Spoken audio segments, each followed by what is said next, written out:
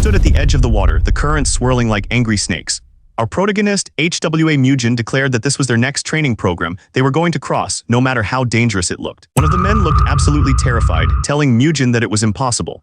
He said the current was too fast, and people were known to die trying to cross, even without carrying anything. The weight attached to his back, HWA Mujin ignored the fear and said he was going ahead. Another person decided to follow HWA Mujin, yelling that they were going too, but then they screamed as they jumped into the raging water. Someone else shouted that they were screwed, but they had to run.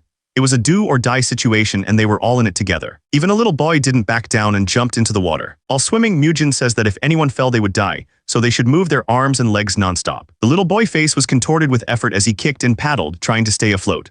The water crashed around him, threatening to pull him under. The struggler pushed forward, his arms aching and his lungs burning. He could do it, he told himself, even something like this. But the current was too strong for the boy and he couldn't keep the pace. The training was certainly crazy, but to understand how they got here, we need to go back a few decades. The battlefield was a total mess, covered in the bodies of fallen warriors. This was the work of one man, the divine demon Jiangqin. He stood over the carnage he created, the last one standing. Even surrounded, he just kept fighting, cutting through anyone who got in his way. He was a force of nature and no one could stop him. But the leaders of the great sects were watching. They saw that even the divine demon was getting tired. They believed this was their one and only chance to take him down for good. He heard them, exhausted or not, his eyes burned with rage. He wasn't finished yet. The three masters didn't hesitate. They prepared themselves and charged forward together, ready to end it all. They met head-on, the air crackling with tension. It was a battle of wills as much as a battle of strength. The abbot's attack landed with incredible force. Jiangqin grunted in pain as he was thrown back, the ground exploding where he stood. But the abbot wasn't done. He cursed the divine demon as he gathered energy for another, even more powerful strike. He unleashed his final move, the heavenly Buddha palm strike. A massive wave of green energy shot straight for Jiangqin. But instead of being blown away, Jiangqin met the blast head-on. He used his sword to redirect the entire stream of energy. He didn't just stop it, he moved right through it. The abbot stared in disbelief, unable to understand what was happening. Before the abbot could react, Jiangqin was on him. He declared he would take him down first and brought his sword down with all his might. But as he held the abbot down, he screamed at the other two masters. He demanded to know what they were waiting for, telling them that now was the time to strike. Spurred into action, the other two masters finally moved. They unleashed their own powerful techniques at the same time. One used the Plum Blossom Flash Strike, and the other, the Thunder Rolling Strike. Two of the strongest techniques in the world were aimed at one man. With his focus entirely on the abbot, Jiangqin couldn't defend himself. The two attacks slammed into him from both sides. The force of the two strikes slammed into Jiangqin. He roared, blood flying from his mouth, his eyes glowing with pure rage. Seeing his chance, the abbot moved in. He gathered all his remaining energy for one final, decisive strike. He unleashed the blast, offering a final prayer for his enemy's soul, completely sure that this was the... But it wasn't over. As another master launched his own attack, a massive blade glowing with red energy appeared right above him. The man's face went pale with shock. He couldn't believe it was possible. Jiangqin moved like a flash of demonic light, turning their perfect ambush into his own attack. He wasn't just defending anymore, he was hunting. Meanwhile, on another part of the battlefield, two of the great masters were already down. The last one stood alone, facing a completely different enemy. And that fight was already over. The new warrior, a man with long, dark hair and a twisted grin, held the final master up like a trophy. He had taken them all down. The great masters looked on, their faces twisted in pure horror. They weren't fighting a man, they were fighting a monster. As Jiangqin dove down like a demon, the masters below scrambled. One of them screamed for everyone to fall back, but it was too late. The master tried to block, but Jiangqin's strike went right through his guard. This was the divine demon, Jiangqin. He was the man who single-handedly drenched the land in blood. To stop him, all the martial masters of the 9 great sects had gathered in one place. But even with all their power combined, it wasn't enough. They were facing a man whose strength was called the greatest under heaven. Their grand alliance was already on the brink of collapse. As their swords clashed, one of the warriors laughed and mocked his opponent, asking the old man if he'd already prepared his grave site. The old master just smiled. He said a grave was ready all right, for Jiangqin. Then he unleashed a storm of pink energy from his sword. The technique was called Plum Blossom Rain. It was beautiful, but every petal was deadly. Jiangqin moved through the storm like a ghost. Dark, shadowy figures started to rise from the ground, trying to trap him inside the blizzard of blossoms. He was bleeding, his grip on his sword slick with blood, but he wasn't done yet. For just a moment, a memory flashed through his mind. A peaceful day under a tree with his wife and children, a life he could never have again. That thought turned his grief into pure fury. His eyes began to glow red in the darkness. He channeled all of that rage into his blade. This was his technique, the Black Dragon Execution. The dark energy hit the old master dead on. He let out a final, agonizing scream. But the fight wasn't over. Another warrior appeared out of nowhere, unleashing a blindingly fast sword attack. The technique was called the Infinite Emperor Sword Art. It created a cage of pure energy, trapping Jiangqin inside. The attack tore through him and he cursed the warrior from the Namgun clan. It hurt, but he refused to fall. In that moment of pain, he saw his children again. This was for them. He looked up at the Namgun warrior and just smirked, telling him the attack only tickled. His opponent was speechless. The red glow in his eyes intensified. He was done defending. He released a wave of dark, demonic energy straight at his enemy. The attack hit him head-on, and the warrior screamed as the energy tore him apart. The Namgung warrior coughed up blood as the demonic energy slammed into him, knocking him off his feet. But before Jianshin could even catch his breath, another warrior appeared.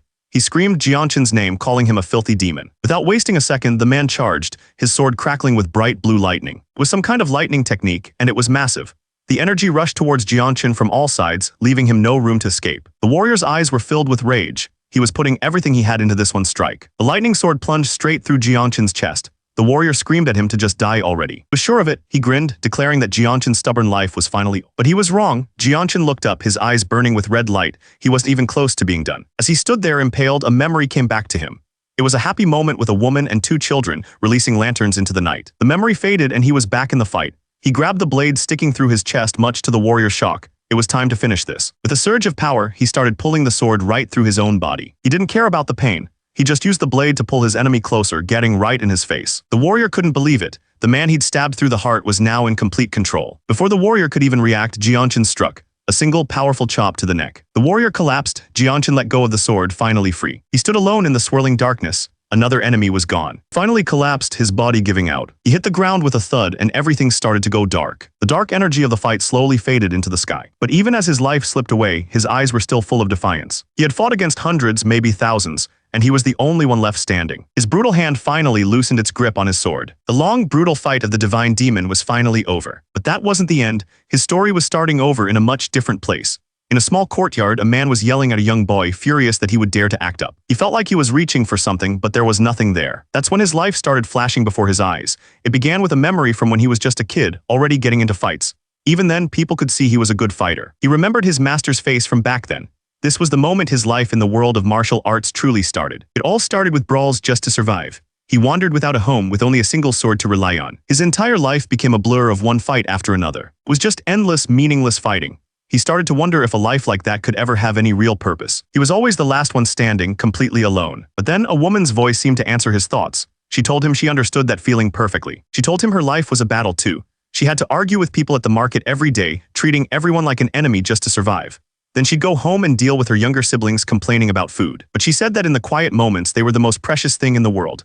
After her parents were gone and she felt like giving up, they gave her a reason to live again. She looked at him with a kind smile and asked him to find a meaning for his own life too. Her words echoed in his mind as he remembered what happened to her. All he ever wanted was to live with them. For a man who only knew how to take lives, she had given him a reason to want one. So he raised his sword again, this time for vengeance.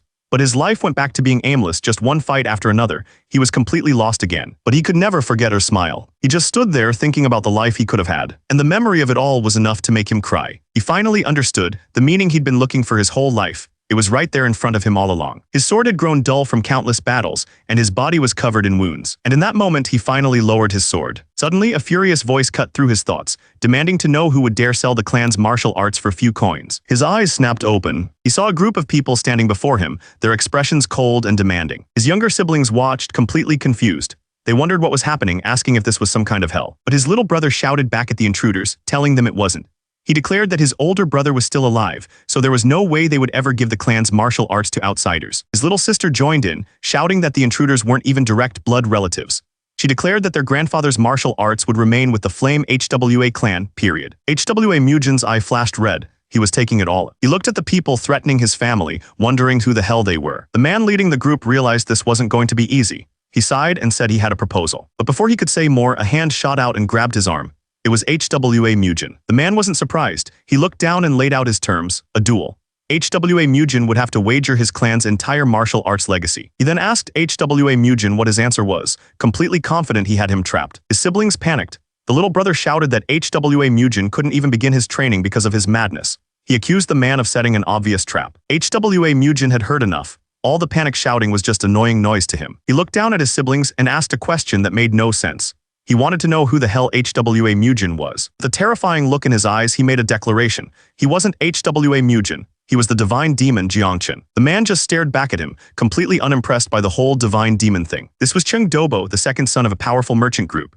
He laughed, saying the claim wasn't even funny and that HWA Mujin might as well call himself the king of the underworld. His younger siblings couldn't even look up. They were completely embarrassed by his outburst. Cheng Dobo looked down on them all, convinced that HWA Mujin's madness was just getting worse by the day. That's when a woman named Bu Choyan, the master of the merchant group, stepped in. She said that with the eldest son in such a state, the fate of the Flame HWA clan was already sealed. She claimed she was only saying this out of kindness because of their family ties. Without saying a word, HWA Mujin pressed down on Chengdobo's hand. He was accepting the duel. With that, the deal was made. The duel would be held at the Byung Pavilion on the 5th day of the 2nd month. As they left, Chengdobo looked back with a smirk. He warned HWA Mujin not to even think about breaking their promise. With the intruders gone, HWA Mujin stood there with his younger siblings. He thought about the name he had just declared, Divine Demon Jiangqin. The heavy gate slammed shut, leaving them completely alone. His siblings turned to him, their faces filled with worry.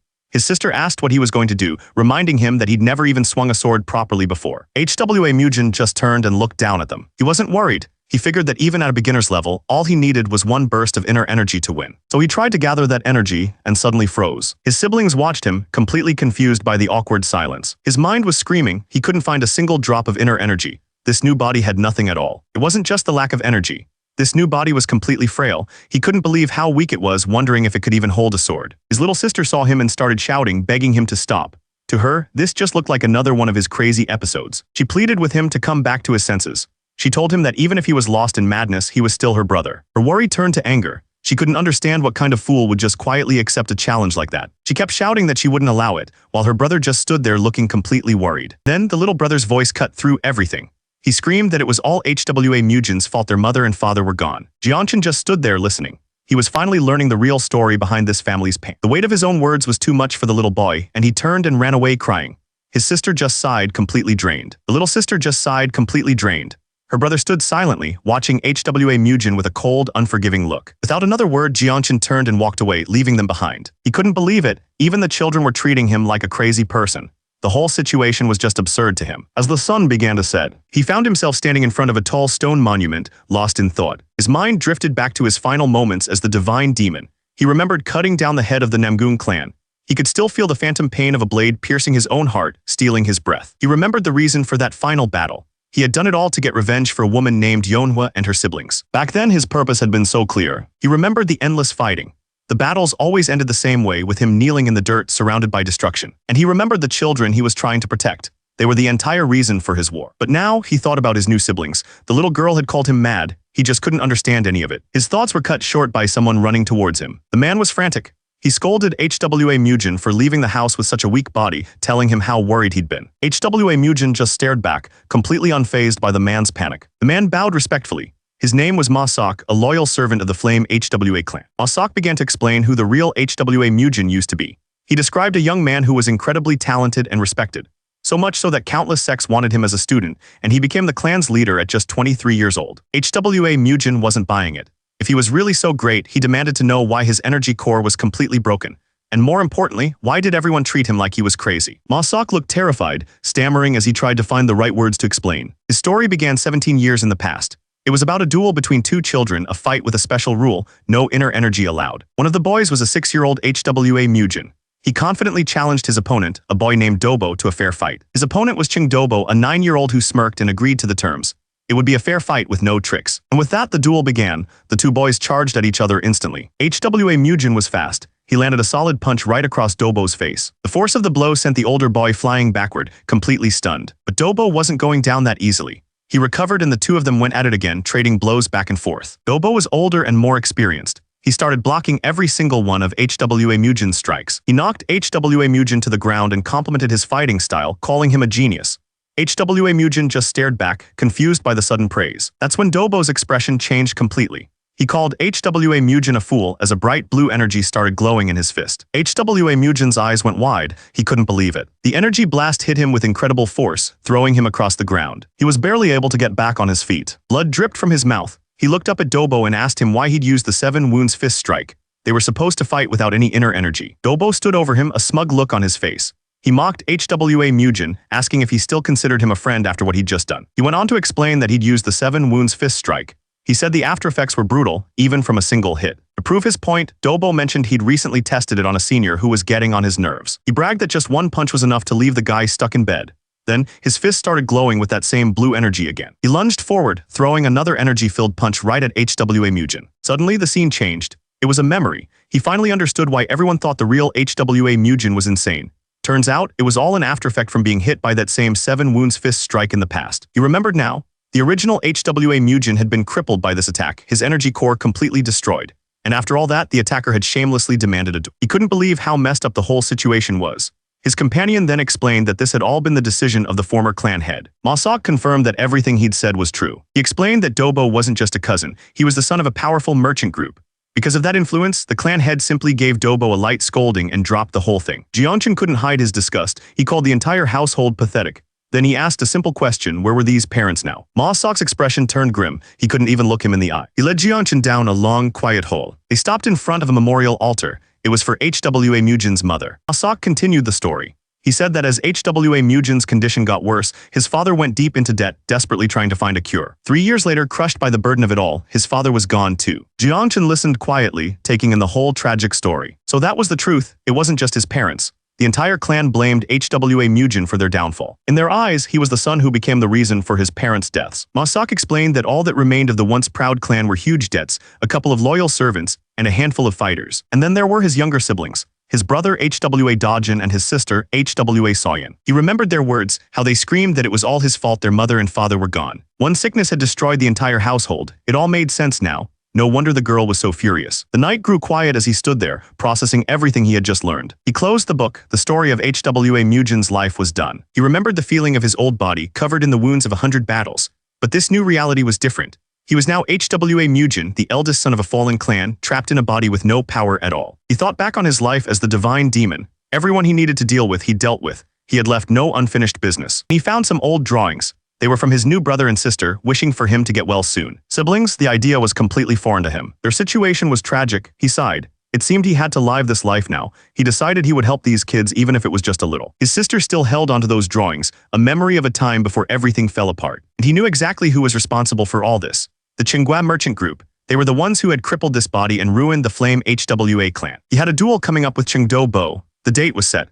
To have any chance, he needed to rebuild this weak body at least to a beginner level. He smiled to himself. It looked like he had to start over from the very beginning. So he sat down and prepared to begin. The whole situation felt familiar. It reminded him of the very first time he ever learned martial arts. He closed his eyes and focused. Immediately, his inner energy began to stir. He quickly realized something incredible. This new body had an amazing natural talent for martial arts. Normally, a beginner would have to spend ages just learning to sense energy. But for him, that step wasn't even necessary. For the divine demon, just closing his eyes was enough. A massive wave of energy erupted from his body. The force was so strong it lit up the entire clan's estate. And just like that, 1 month passed. Far away, a man suddenly felt a strange shift in the... Something had just happened. On the floor lay a man in a red robe. He wasn't moving. One of the men stared down at the body, shouting with relief. The target was finally gone. The old man finished checking his pulse. He joked that HWA Mujin was fine, but then his face turned serious. In fact, his pulse was stronger than it had ever been. The old man couldn't understand why he was so healthy. HWA Mujin explained that something was wrong with his body. He had tried to form an energy core, but the pain was unbearable. HWA Mujin asked if his body had some kind of special constitution. The old man confirmed it, telling him he possessed the heavenly martial body. He explained that it was a rare, heroic constitution chosen by the heavens. It was something he'd only heard about from a Shaolin elder. Just as he said that, HWA Mujin suddenly coughed up blood. The old man panicked, explaining that this type of body causes so much pain that it could be fatal. He yelled for HWA Mujin to pull himself together, wondering why he was cursed with this specific constitution. Lying there, HWA Mujin remembered the duel. It was just over a month away. With a body that was actively trying to destroy itself, he knew this was really bad. As he lay there, another clan member came over with his little brother. The man asked who the elders were that had just been there. His brother explained they were the clan's chief steward and another elder. As the chief steward Du Bixian walked away, he wondered why everyone looked so upset that the eldest son had collapsed. The other elder, Zhou Huanbong, warned that HWA Mujin's condition was getting worse. He said it was time for them to prepare for what was coming. But a voice inside him screamed back at them. He wasn't going to die. He called them fools for ever thinking he would. The rain fell hard that night. His younger siblings rushed to his side, calling out his name in panic. An attendant rushed over, asking if he was all right. HWA Mujin realized he'd been out for 3 whole days. At this rate, he knew he'd never even make it to the duel. He snapped at the man to be quiet. His head was pounding. Then he pointed at one of the clan members and ordered him to go get a few swords right away. The man looked panicked. He explained they were already struggling just to find food. There was no money for swords. He was right, their debt was huge, all because of the crazy interest rates they were being charged. HWA Mujin knew what he had to do. Before anything else, he had to fix their money problems. HWA Mujin suggested that since their debt was already huge, a little more wouldn't really hurt. The attendant couldn't believe what he was hearing. But HWA Mujin cut him off. ordering him to stop talking and write a letter to the two elders. With that settled, he told the man he was just going out for a walk. A short time later, inside the elder's room, one of the elders read the letter and was completely stressed out by what it said. He and the other elder discussed the situation, worried that another sect might try to make a move against them. But HWA Mujin wasn't waiting for anyone's approval. He had gone straight to the source of their problems, the lone sharks of the Bangho sect. He walked right up to the guard and told him to pass a message to his leader. He announced himself as HWA Mujin of the Flame HWA sect, and he was here for a meeting. The guard, Kang Noho, wasn't impressed. He told HWA Mujin that if he was here to gamble, he should cut the talk and get inside. But HWA Mujin didn't back down. He asked why he couldn't see the leader and demanded to be taken to his superior. The guard was furious at the disrespect. He just stared the guard down, taunting him. The guard clenched his jaw, his patience clearly gone. But instead of fighting, HWA Mujin did something strange. He flipped a coin high into the air. Everyone on the street stopped, their eyes fixed on the spinning gold. Suddenly, a hand shot out and snatched the coin from the air. A new voice asked HWA Mujin why he wanted to see their leader. This was Ma Yongbo, the vice leader of the Bangho sect. He looked HWA Mujin over, assuming he was just another customer. HWA Mujin looked at the vice leader and changed his mind. He said if that was the case, then there was no need to see the leader. The scene suddenly shifted to a dark, rainy night. This was a memory. A group of men were crossing a shaky bridge. One of them called out to their young master, warning him that he had a really bad feeling about this. But the young master, his face wrapped in bandages, just stared ahead. He dismissed the warning, asking why they would turn back after coming all this way. Someone started telling a story about the Bangho sect. A few days ago, they saw them fight a lone martial artist. In the blink of an eye, the man's chest was split wide open. The storyteller said the one responsible was a master of a very specific martial art. The other man was confused by the technique's long name. So the storyteller repeated it, the Blackhand Twin Killer Power Heavenly Martial Moon Slaying Arts. And then two chopsticks flew through the air, spinning with incredible speed. They moved just like the coin HWA Mujin had flipped only moments before. The memory continued. They were trapped in a dark place surrounded by coins. A man looked down on them from above, mocking the young master for being slow to understand the situation. The young master's eyes narrowed. He was starting to see what was really going on. Suddenly, a group of armed men appeared, their swords drawn. The man gave the order to begin. With a sword pointed at him, the young master asked if this was a trap from the very beginning. The man just smirked, enjoying the moment. He held up a candle and insulted him, saying he had no shame for not paying his debt. Then he brought up the young master's parents, accusing them of being leeches too. One of his men fell to the ground, begging them to spare the young master's life. But the young master only focused on one thing, the insult to his parents. He looked up, his voice cold. He told the man he didn't have any parents. For a moment, the face of the divine demon seemed to appear right behind him. The man grunted, his eyes wide with shock. He never saw it coming. He hit the ground hard and screamed in rage, accusing them of playing tricks.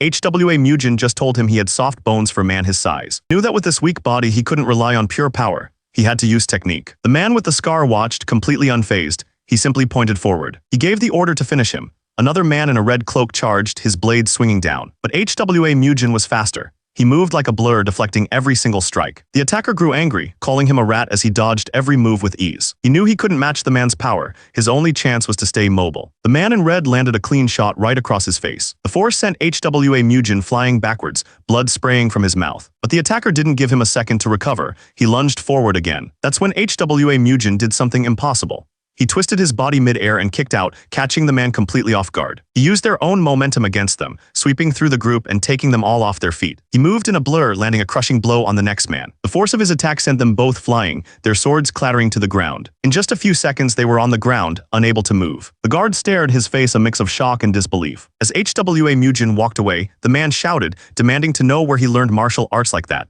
HWA Mujin just told him he was fine. He held up two chopsticks, still glowing with energy. He claimed he learned everything he knew on the streets. But then a new figure appeared, his body surrounded by a dark, powerful energy. It was the vice leader of the Bangho sect, Ma Yongbo. He challenged HWA Mujin to try and dodge his next attack. The vice leader's aura exploded outwards, filling the area with immense pressure. He drew his sword, and the blade glowed with the same intense purple light. His grip tightened on the hilt. This was a real opponent. The vice leader looked down at the fallen guards and ordered them to get lost. He said he would take care of HWA Mujin himself. The vice leader told him he wasn't worthy of meeting their leader. He made it clear that HWA Mujin wasn't allowed to meet anyone else. Without another word, they both lunged at each other. Weapons crashed together in a burst of purple and blue light. He casually noted that his chopsticks were a pretty good substitute for a real sword. The fight was a blur of motion and clashing energy. HWA Mujin realized the rumors were true.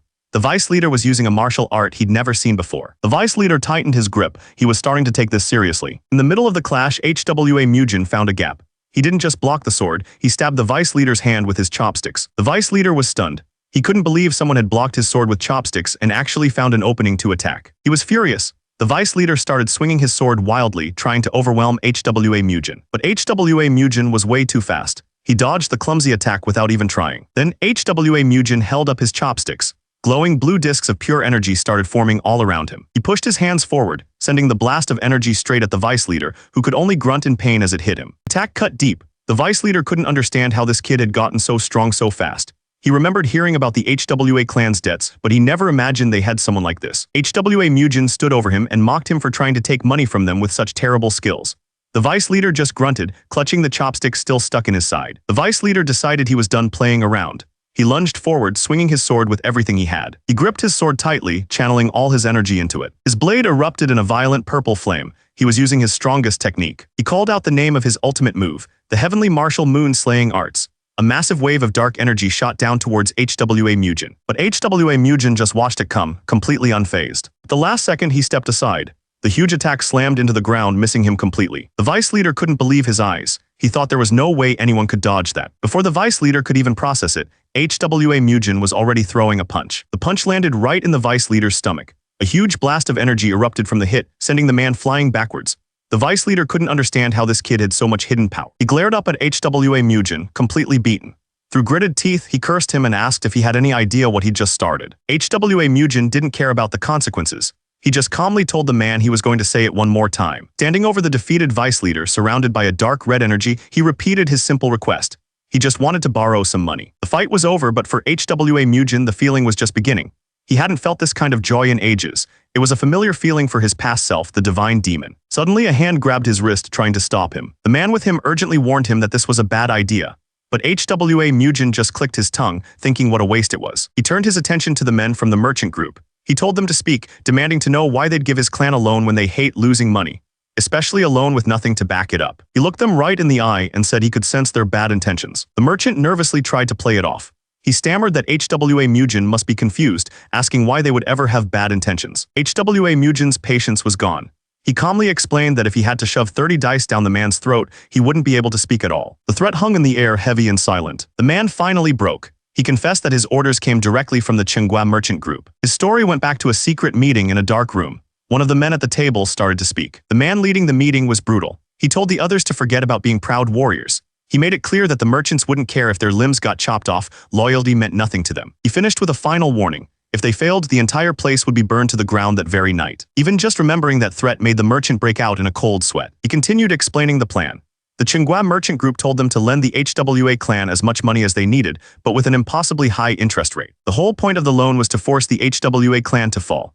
In exchange for making that happen, the conspirators would be paid a fortune. It wasn't just about the money. They were also promised all of the HWA clan's land. And so, the contract was passed on to the people who would carry out the dirty work. The deal was set in motion. The man in charge looked over the document. He reminded his men that they were the ones who cleaned up the messes of the powerful. His men were discussing the other powerful groups involved.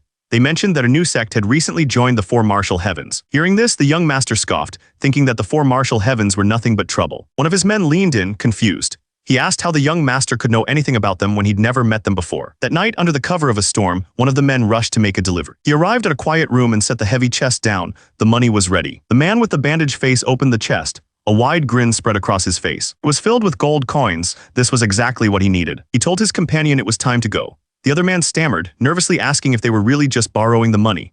The man in the straw hat cut him off, ordering him to be quiet and just take it. They headed out into the stormy night, making their way to another building. A group of men in orange cloaks met them outside. The bandaged man told them to write down the loan on their books. He promised he would come back and pay the debt.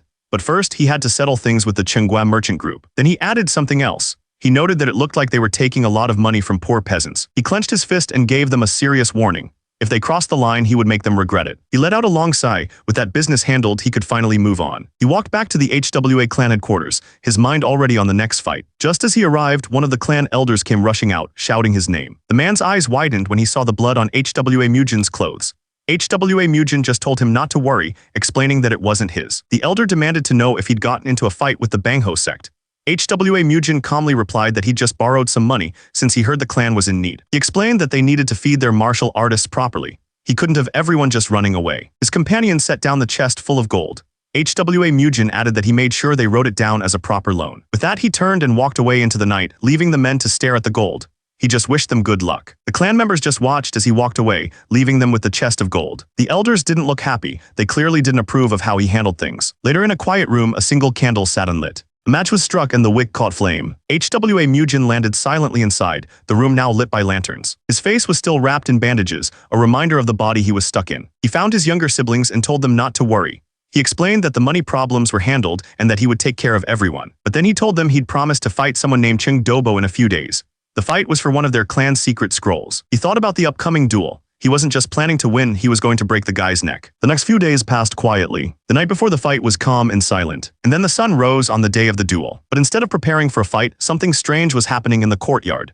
Men were carrying in huge, heavy wooden beams. They dropped the heavy wood onto the stone tiles. One of the men wondered what on earth HWA Mujin had ordered. They stretched their backs, getting ready for whatever was coming next. Just then, HWA Mujin stepped out into the courtyard. He looked at the materials and asked if everything had arrived. The wooden beams had their weights carved right into them. 50 jin, 80 jin, and even one that was 110. Everything he ordered was there. One of the men asked why he bought all this stuff, mentioning that even the warriors had a hard time carrying it. But HWA Mujin wasn't looking at the beams. He was staring at a huge sword. He reached for it, asking what else a person would do with a sword. He said he was going to swing it, and decided to start with an easy 50 jin. But when he tried to lift it, he couldn't even get it off the ground. The weight was too much and he stumbled forward. He collapsed onto the floor. He couldn't believe how weak this body was. But he wasn't done yet. Tried again, putting every bit of his strength into it, but the sword barely moved. He could hardly pick it up even with both hands. He looked at the man Masak and told him to stop staring and do as he was ordered. As he struggled with the massive sword, he added that he wanted lots of meat in his meals from now on. Masak just watched him, clearly confused by his young master's sudden change. He gripped the sword tight. He only had 2 weeks before the duel. He realized his old demonic arts were useless in this new body. It was the polar opposite of what he was used to. His only choice was to learn a totally different style, one that belonged to his master's friend, the peerless Nine Swords. So without wasting a single moment, he began to practice. He poured all of his focus into the new movements. He knew this was his only way out. It was the only way he'd survive the duel. As he practiced, HWA Mujin was genuinely amazed. This sword style was unlike anything he'd ever imagined. Far away, a man named Cheng Dobo was playing an instrument when he received a surprising report. He asked for confirmation, wondering if it was true that HWA Mujin had beaten up the Bangho lackeys. Subordinate confirmed it. According to the letter he received, the men were beaten so badly they wouldn't be able to move for nearly 2 weeks. Hearing this, a wicked grin spread across Cheng Dobo's face. This wasn't bad news to him at all, it was interesting. Meanwhile, HWA Mujin's training continued, each swing getting faster and sharper. Cheng Dobo looked forward to their fight. He was eager to see the hidden side of HWA Mujin for himself. Behind him, a blindfolded swordsman stood waiting. The forms of the peerless Nine Swords were complex and demanding. HWA Mujin practiced them over and over, pushing his body through each movement. He poured every bit of his energy into each swing. The force of his movements was so intense, the ground cracked beneath his feet. He stared at his reflection, covered in bandages. He told himself that if this body was a gift from the heavens, it had to be able to handle this much pain. But his training wasn't just physical. He had prepared dozens of scrolls, likely containing knowledge he needed to master. He saw that Masak had brought everything he'd asked for, including a chest full of powerful herbs to help his body recover. He took a deep breath, exhausted but focused. The warm-up was over. The real training was about to begin. He planted his foot firmly on the ground, preparing for the first move. This was the solitary Nine Swords. He moved into the first form, the declaration form. He put every ounce of his being into the swing, moving with a speed his body shouldn't have been able to handle. His movements were fluid, creating a whirlwind of energy around him. He was pushing himself far beyond his normal limits, his focus unbreakable. Each slash cut through the air with incredible force. But his body couldn't keep up. He felt something inside him start to break. He was furious. He couldn't believe he was already reaching his limits from just this much training. But he wasn't going to stop. He kicked a small ball into the air, using it as a target. Then he unleashed a storm of slashes, moving faster than the eye could follow. The air filled with a web of light as he practiced the forms over and over. Far away, Cheng Dobo seemed to sense the power his rival was unleashing. Back in the training hall, HWA Mujin's blade found its mark every single time. But the training was taking a serious toll on his body. Still, he pushed himself, gathering all his strength for one final move. But it was too much. He collapsed, crying out as a sharp pain shot through his back. He slammed his fist into the ground, furious with his own weakness. But he didn't stay down. He got up and faced a machine that fired dozens of bamboo poles right at him. With a single clean swing, he cut through every single one of them. He was mastering the breaking form. Its purpose was simple. No other martial art could stand before its edge. It was a natural counter, designed to defeat any complicated technique thrown his way. He moved on to sparring. His opponent couldn't believe it. Not a single one of their attacks could land. The attacker slammed their staff down in frustration. But HWA Mujin was always one step ahead. Then came the next test. Massive wooden logs dropped from the ceiling. He stood blindfolded, sword at the ready. This was the sky-cleaving form. In a flash, his blade moved, cutting through the falling logs. He spun in a whirlwind of steel, slicing every single one before they could hit the ground. The pieces fell harmlessly around him. The test was a success. But then a stray piece of wood smacked him right on the head. He let out a groan of pain. He gritted his teeth, absolutely enraged by the whole situation. But he didn't stop. He just moved on to the next challenge, a room filled with candles. This was the army slaughtering form. The goal was to put out the flames with the wind from his sword without touching a single candle. He moved on to the next form, 1/part still water. He unleashed a series of strikes against the training dummy, each one faster than the last. The training was brutal, pushing his weak body to its absolute limit. Then came the 8th form, the heaven sundering form. It was a move so powerful it was said to be able to split the sky itself. He brought the blade down with all his might. With that final strike, he understood.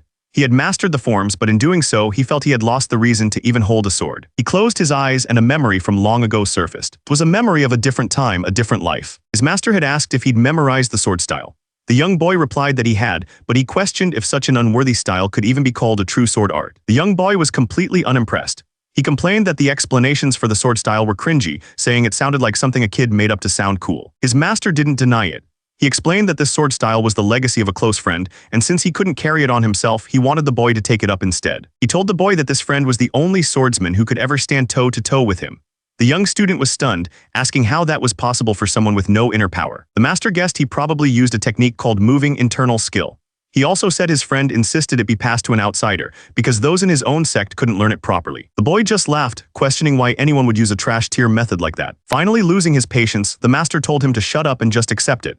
The boy sighed and reluctantly agreed. He then explained what his friend had told him. 1,000 swings would change his body. At 100,000 he'd start to give off a sword aura, and after 1,000,000 swings almost no one in the world could match him. The boy then asked if this friend was truly as strong as his master. The master admitted he couldn't say for sure.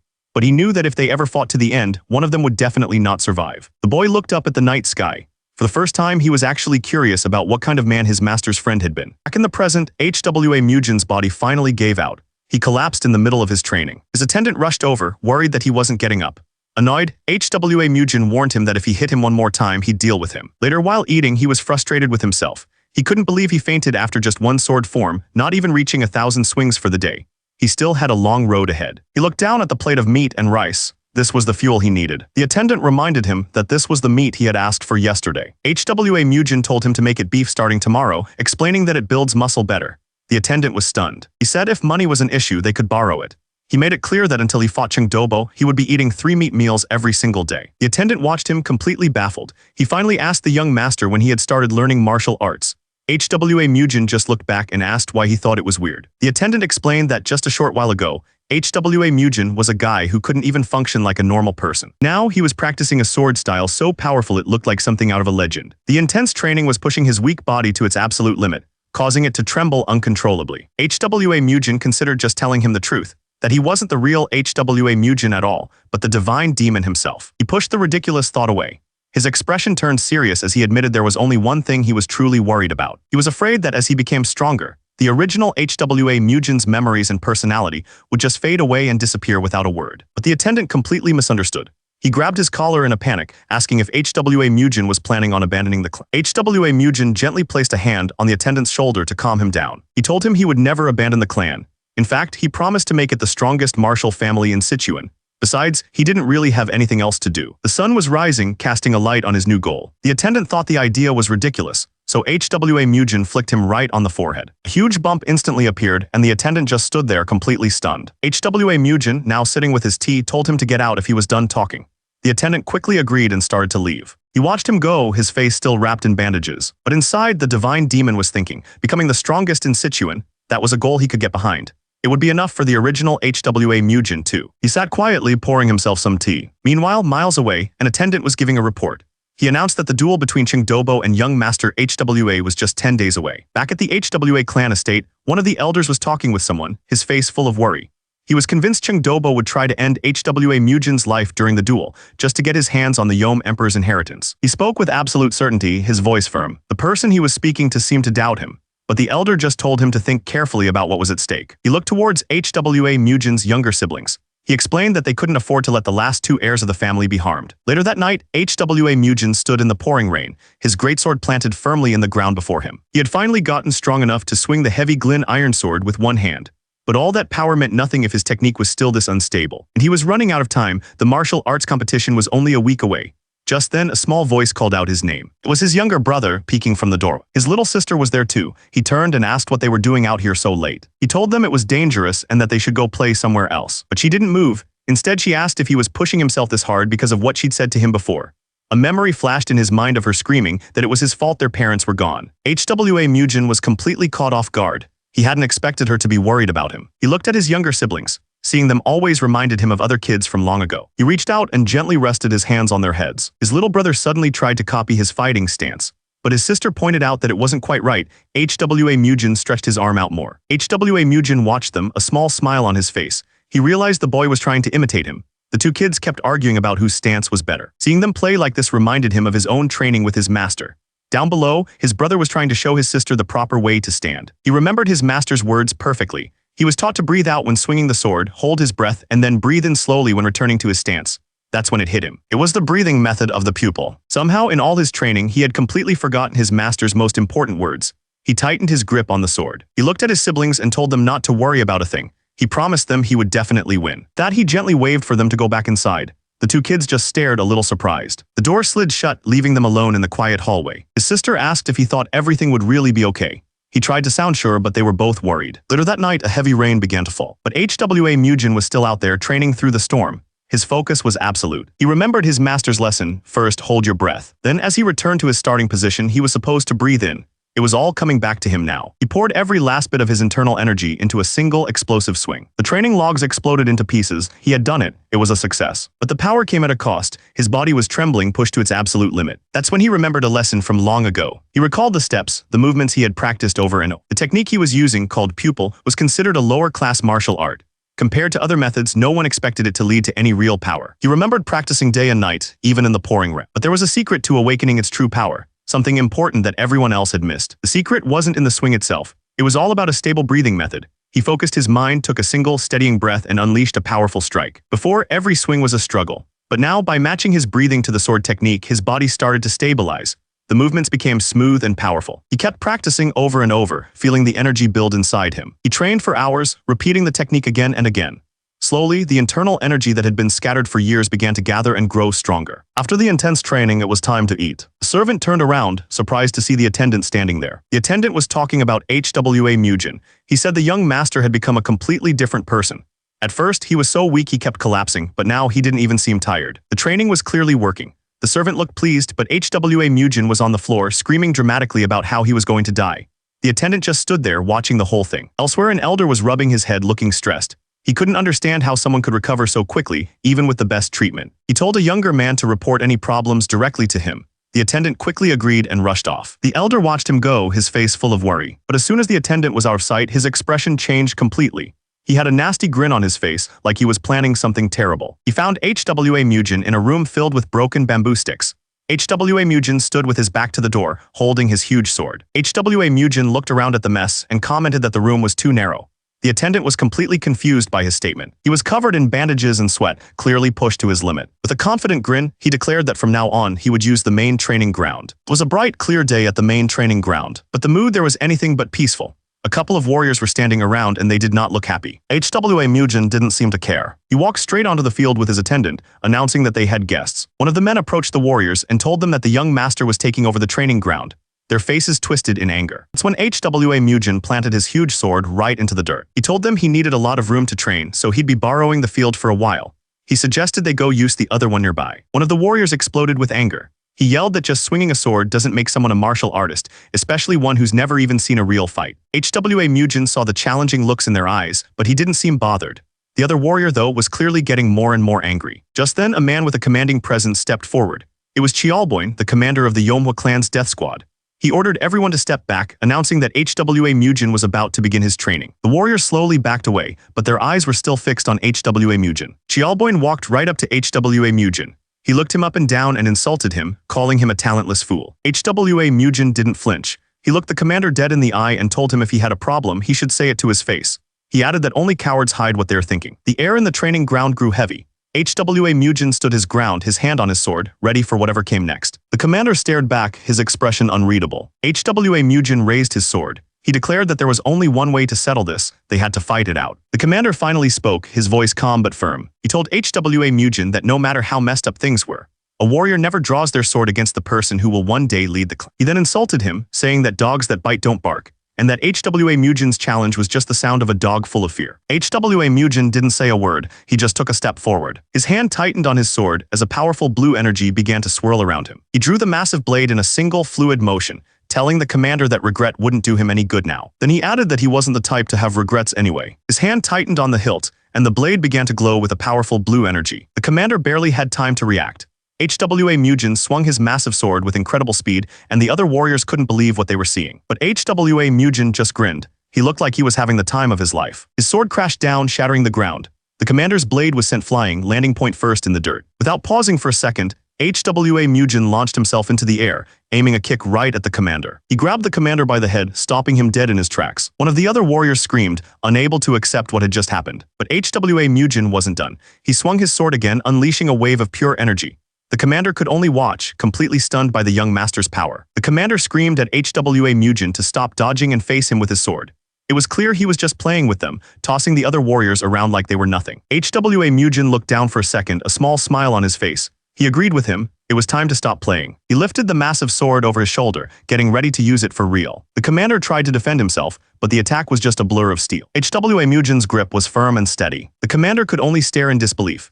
HWA Mujin scoffed, mocking him for daring to preach about martial arts. The commander gritted his teeth, absolutely furious. He charged forward, screaming at HWA Mujin to know his place. But HWA Mujin didn't even try to block with his sword.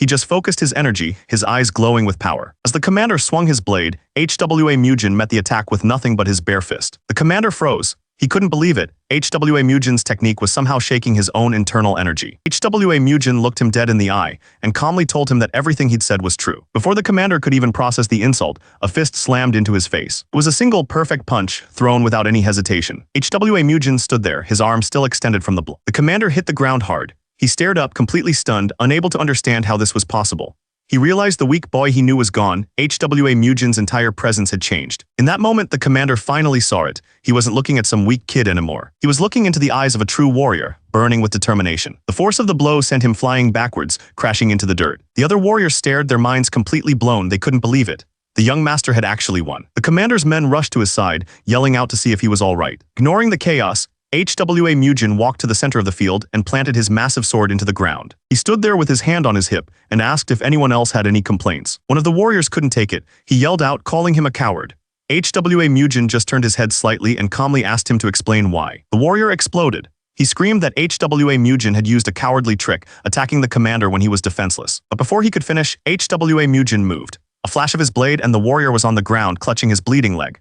He immediately conceded defeat. The training ground fell completely silent. HWA Mujin stood there, his body covered in bandages from his intense training. The warrior bowed deeply, admitting he had learned his lesson. HWA Mujin simply told him to step down, and the man pledged his loyalty. With a wave of his hand, he dismissed everyone. The warriors left without another word, leaving HWA Mujin and his attendant alone on the field. The attendant looked worried, but HWA Mujin's expression was unreadable. He was already thinking about what came next. Later that day, things had quieted down at the clan's main building. But inside, the warriors were still talking about what happened on the training field. One of them was absolutely furious. An older warrior grabbed him, but not to calm him down. He admitted that he wasn't holding back to be nice. He was planning on seriously hurting the young master himself. The others were stunned by his honesty. As they walked away, they just couldn't make sense of it. The senior warrior walked on ahead, lost in his own thoughts. He was replaying the fight in his mind, the way the young master moved, the strange power he used. Another member of the clan brought up the biggest question on everyone's mind. When could HWA Mujin have possibly learned to fight like that? But in the end, he decided it didn't really matter. He figured that since the young master had changed, it was probably a good thing for everyone. Night had fallen over the Manhwa clan's main hall. Inside, one of the clan's leaders stood alone, looking out into the darkness. He turned to Elder Joe and asked him how many years they had both been part of the clan. The question brought back a powerful memory of their old master, Lord Yonj. He was a man who single-handedly brought the mighty Tang clan to its knees. They had all sworn their lives to him. Elder Joe listened, his face heavy with the weight of that promise. The leader insisted that what they were planning wasn't a betrayal. He said it was the only way to carry on their master's legacy and bloodline. Elder Joe quietly agreed. He thought about the last 17 years, all that time spent dealing with young Master Hwa's strange behavior while watching their clan slowly fall apart. The leader let out a breath, saying that even if they met Lord Yonj in the afterlife, they would have nothing to be ashamed of. The leader asked if preparations were complete. Elder Joe explained there wasn't much to prepare. All they had left was a little money, a handful of warriors, and 4 clan tokens. His expression was firm. He knew exactly what had to be done. The leader stared out into the hall and finally told Elder Joe to go ahead. He explained that someone needed to be there to handle the body and protect the bloodline. Elder Joe added a critical detail. A master hired by the Qing HWA Merchant Guild would be there to witness tomorrow's duel. Leader was furious, saying the guild was acting like theft was something to be proud of. He realized they were trying to make everything official. He called the Qing HWA Merchant Guild a bunch of snakes.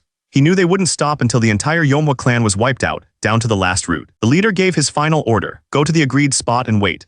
The future of the clan rested on the 2 children who were sleeping soundly, unaware of the danger. The next morning, HWA Mujin was having a quiet meal. He commented that the meat seemed tougher than usual. His attendant chewed with all his might, clearly struggling with the food. HWA Mujin asked if he was sulking. The attendant insisted he wasn't, but then asked why he told him to run, which only got him punched. HWA Mujin simply waved his hand, dismissing the complaint. He completely changed the subject. Standing up in his formal robes, he asked his attendant how he looked. The young man just stared back, looking completely unamused. HWA Mujin's playful look was gone. He stared at his companion, waiting for a serious answer. With his preparations done, he slid his sword into place. It was time to go. As HWA Mujin and his attendant were leaving, an elder from the clan stepped out to stop them. The look in his eyes was incredibly serious. HWA Mujin told them to wait there. He promised he'd be back after he was done beating the thieves from the Merchant Guild. But the elder refused to let him go alone, insisting that he was coming with him. HWA Mujin just stared at him, not saying a word. He thought to himself that the old man was worrying for nothing. After all, he was the one who was going to crush them. The sun rose on the day of the duel. The main gate swung open. HWA Mujin stood there, ready for what was to come. The announcement went out across the city. A martial duel was set between the Qinghua Merchant Company and the Yomhwa family. A huge crowd gathered in the courtyard where the fight would happen.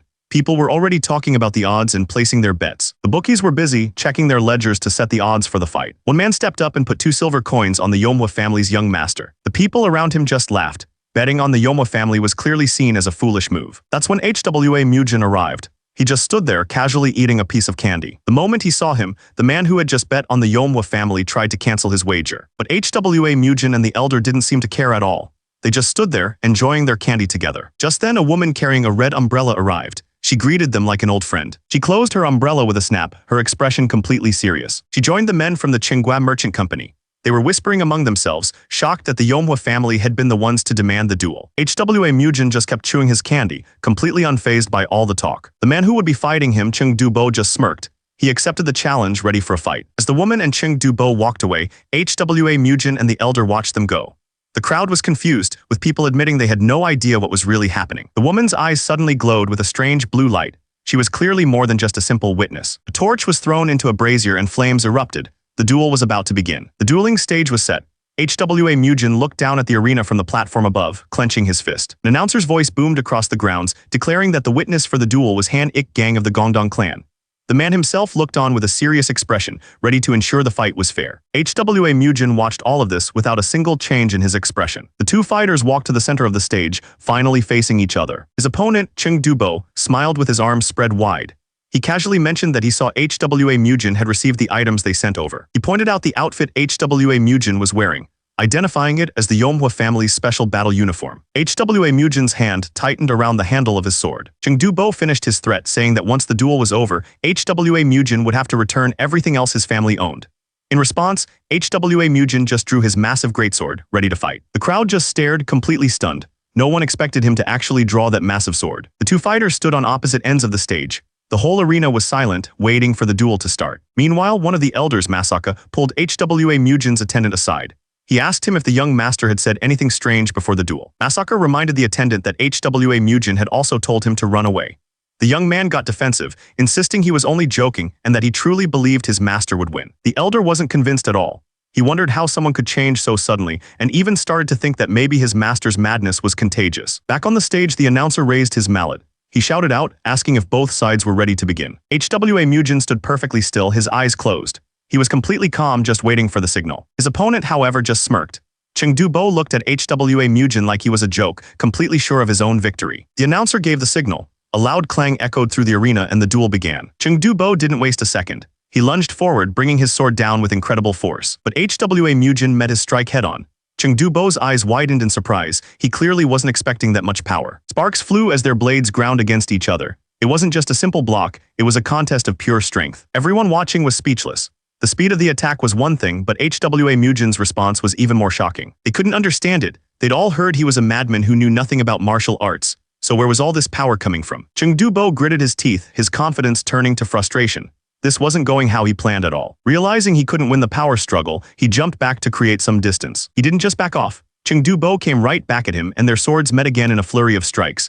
They were moving so fast it was just a blur of steel and sparks. A blade just barely grazed HWA Mujin's cheek, drawing a bit of blood. But the exchange ended with a huge burst of energy that shook the entire arena. For a second, they just stood there locked in a stare. The fight wasn't just about swords anymore. The crowd was loving it. They were all laughing and drinking, treating this life or death duel like a festival. Back in the ring, the fight was as fierce as ever. But someone in the crowd, watching from under a red umbrella, was starting to get suspicious. They were surprised HWA Mujin was holding on this well. The thing is, they realized HWA Mujin's martial arts were nothing special. Compared to all the training Chengdu Bo had, his moves were simple. It just didn't make any sense. But Chengdu Bo wasn't thinking about any of that. He just kept pressing his attack, swinging his sword with everything he had. And then in a flash, HWA Mujin caught him. He grabbed Chengdu Bo right by the throat. With a powerful twist, HWA Mujin slammed Chengdu Bo straight into the ground. He didn't give him a second to recover, raising his huge sword for another attack. The sword came crashing down, and the impact was deafening. Chengdu Bo managed to get his blade up just in time, but the force behind the blow was immense. HWA Mujin put every bit of his strength into that one push. Chengdu Bo glared back, absolutely furious. He threatened that this time he'd leave HWA Mujin crippled. But HWA Mujin wasn't just trying to win. He knew that truly crushing someone's will was a different thing entirely. In that moment, his eyes began to glow a deep red. This was about to get serious. Their swords met in a flash of red and blue light. The force of the impact was huge, shaking the entire area. HWA Mujin felt the pressure building. He was barely holding on against the other guy's strength. From the stands, one of the spectators couldn't believe his eyes. He shouted that HWA Mujin wasn't even fighting at full strength yet. The older man just listened, as his companion tried to make sense of what he was seeing. Chengdu Bo was the one getting pushed back now, the stone wall behind him starting to crack. He realized their power levels felt about the same, and he had clearly underestimated how much HWA Mujin had grown. HWA Mujin wiped the sweat from his face. This body was still weak, but that didn't matter. He remembered his past life. It didn't matter if his opponent was stronger or weaker than him. He always finished the job. And this fight would be no different. He was going to end it. HWA Mujin's resolve hardened. He knew this wasn't just about winning anymore. He had to finish this. They rushed at each other, a blur of red and blue energy, each one aiming for the final blow. Far away from the fight, a journey was underway. Someone was walking with purpose. The fight was over. One man lay on the ground, completely exhausted, while the other stood by the cart. A man with a horse-drawn cart finally reached his destination, letting out a sigh of relief. He thought about the two children he'd brought with him. Thankfully, they had slept through the entire trip, which made things much easier. As the sun began to set, a serious conversation was about to begin. The older man asked the cart driver if he was really staying behind. He explained that someone had to remain to gather the remains of their relative. With a heavy look, the chief steward declared that he would personally oversee young Master Hwa's final journey. The other man told the chief steward to go on ahead. They would meet later at the promised location. As he watched the other man leave, the chief steward let out a heavy sigh. He wasn't sure if they were doing the right thing. Meanwhile, the duel was still raging.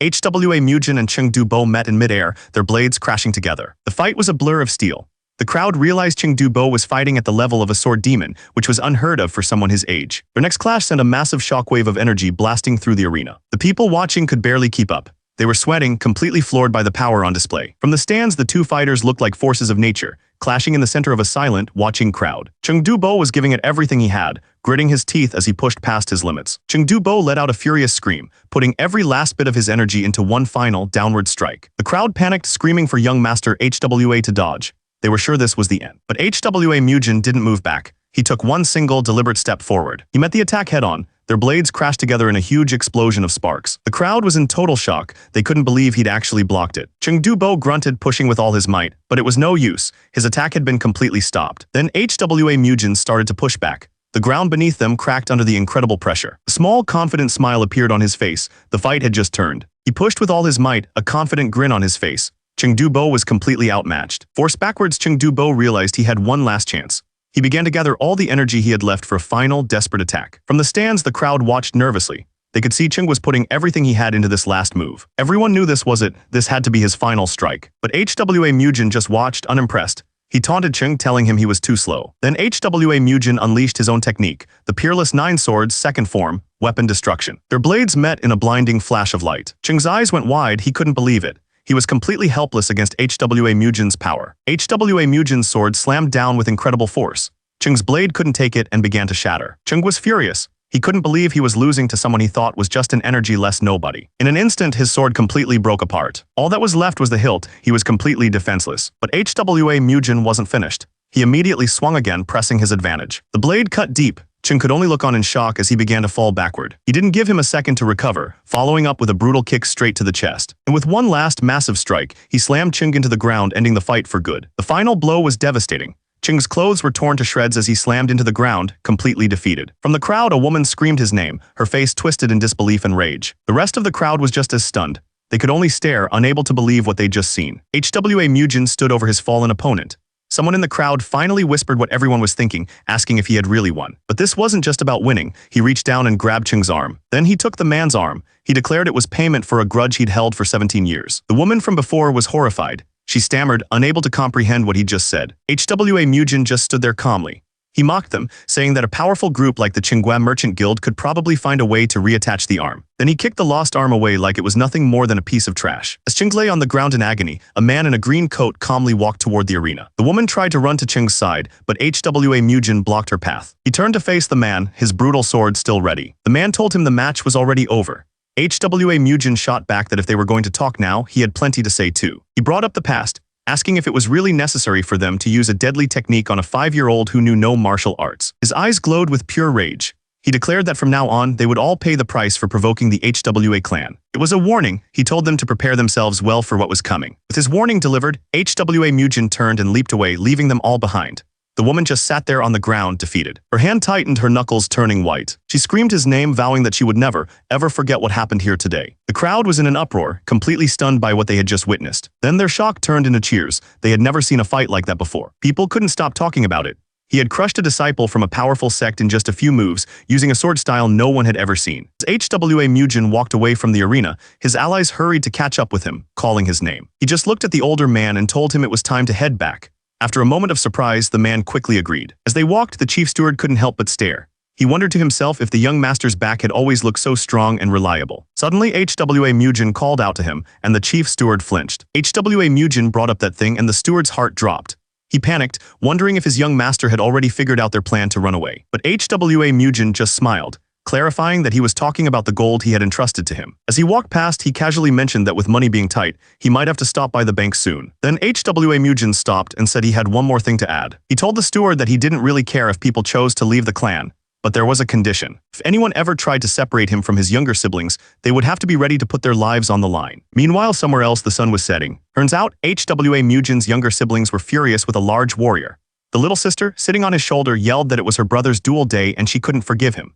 The man nervously tried to explain, saying he just needed to read the message he'd received. But she wasn't interested in excuses. She just grabbed a handful of his hair and gave it a good yank. Since they were already talking about money, HWA Mujin brought up another idea. He said it was time for debt party. The chief steward had no idea what he meant.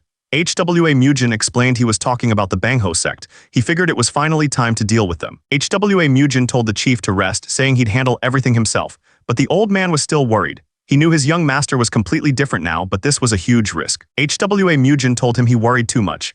The chief pleaded with him to at least stay away from the Sozal sect, no matter what. HWA Mujin just waved him off, saying he got it. But it was clear he wasn't really listening. The chief could only watch as the doors closed, his advice completely ignored. Outside, Ma Sok couldn't believe it. He asked if the young master was really heading straight for the Bangho sect. HWA Mujin confirmed it, saying it was best to deal with trouble right away. He then turned to Ma Sok with a smirk. He told him that from now on he needed to stay close. And just like that, they arrived. This was the headquarters of the Bangho sect, a group known for their shady money-lending business. The man in the large hat greeted HWA Mujin nervously. He never thought he'd see him again in this lifetime. HWA Mujin announced that he had come to pay back his debts. Ma Sok remembered exactly who he was dealing with, the man who had turned the son of a powerful merchant into a cripple. HWA Mujin looked around and sarcastically commented on how quiet the place was. He asked if their business had gone under. Ma Sok explained that it wasn't what it looked like. Turns out, most of the local gamblers had gone to watch the young master's duel. HWA Mujin immediately understood. He turned and asked if they had held betting pools on his match. The man was stunned that he'd figured it out so quickly. He walked right past them, saying he was sure the odds were high on his side. He knew they must have made a tidy sum from it. Sweating, Ma Sok had no choice but to admit that he was right. HWA Mujin's tone turned cold. He pointed out that they had made good money because of him, and he wanted to know if they were just going to stay silent. Ma Sok cursed under his breath, realizing he was being squeezed for money again, but he quickly told HWA Mujin they were planning to show their gratitude. HWA Mujin said that was exactly what he wanted to hear. Ma Sok just stood there, completely silent. Ma Sok couldn't believe it. This wasn't the same young master he knew. The air around him was cold, filled with a killing intent even stronger than a seasoned martial master's. HWA Mujin cut straight to the point. He asked where the boss was. Slammed his hand down on the table, making it clear he didn't like repeating himself. A moment later, a man appeared. He was Ki Wundial, the leader of the Bangho sect. The sect leader looked HWA Mujin up and down. He said his men had told him about the visitor, and he mocked him for making things difficult. Then he pointed to the man standing behind HWA Mujin, dismissing him as just some lackey. Suddenly, another man appeared out of nowhere, surrounded by a strange energy. He was the Death Black Crow of the Sozal sect. He sneered at HWA Mujin, asking if he was the one trying to take his money. HWA Mujin wasn't fazed. He recognized the man as a member of the Sozal sect. Instead of looking worried, a small confident smile spread across his face. The Death Black Crow didn't wait. He leaped into the air, challenging HWA Mujin to try and stop him. The sect leader started to sweat. He clearly hadn't expected things to get this serious. HWA Mujin didn't even move from his spot. He just raised his hand, and a blade of red energy formed instantly. With a flick of his wrist, he sent the energy blade flying straight at his opponent. It was too fast. The blade went right through the Death Black Crow's head before he could even react. His body dropped to the floor. The energy blade flew back into HWA Mujin's hand as if it were nothing. Elder Joe stared at the blood on his hand. He had thought HWA Mujin was just some kid, but he was starting to realize this was no ordinary man. But HWA Mujin just looked at him with a bored expression. He told the old man that his threats meant nothing. That was the last straw. Elder Joe flew into a rage and charged straight at him. He slammed his fist into the ground with incredible force, but HWA Mujin wasn't there. Before the elder could even figure out what happened, HWA Mujin was already behind him, ready to strike. The two of them moved in a blur, their attacks clashing in mid. But none of Elder Joe's attacks could land. He couldn't understand how some young brat was dodging him so easily. HWA Mujin just smiled, then asked if he should open up one more hole. With a flash of red energy, he struck the elder right in the face. The other men screamed in pain, completely shocked by the sudden attack. HWA Mujin stood over Elder Joe, mockingly asking if he could breathe better now. The old man, bleeding on the ground, could only curse at him. The elder tried to threaten him, warning that the Sozal sect would come for revenge. But then the old man made a mistake. He threatened HWA Mujin's family. HWA Mujin didn't even let him finish the sentence, kicking him square in the face. He scoffed at the mention of the Sozal sect, telling them to come if they dared. He made it clear that whatever happened next, the elder wasn't leaving this place alive. Suddenly, the elder's attitude changed completely. He started begging for his life, offering up his wealth and everything he owned just to be spared. HWA Mujin pressed his foot down, showing he was in complete control. He told the man he had no interest in his personal affairs, but the mention of wealth, that caught his attention. The man, tears streaming down his face, swore he would bring everything back. HWA Mujin's voice cut in, telling him that was the right attitude. But he followed it up with a chilling warning. If the man failed to return, he'd be breathing through holes in his face. With that settled, HWA Mujin turned his attention back to the elder. He asked with a cold smile if they should continue. Suddenly, another one of the men dropped to his knees, begging to be spared.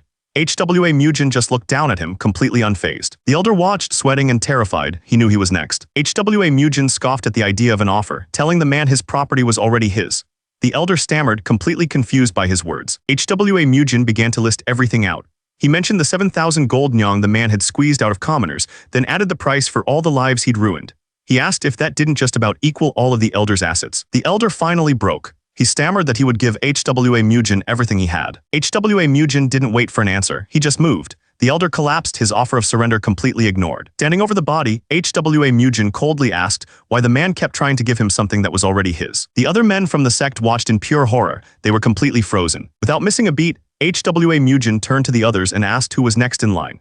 A trembling man in a straw hat stammered that he was the vice sect chief. The man immediately dropped to his knees, begging to be spared.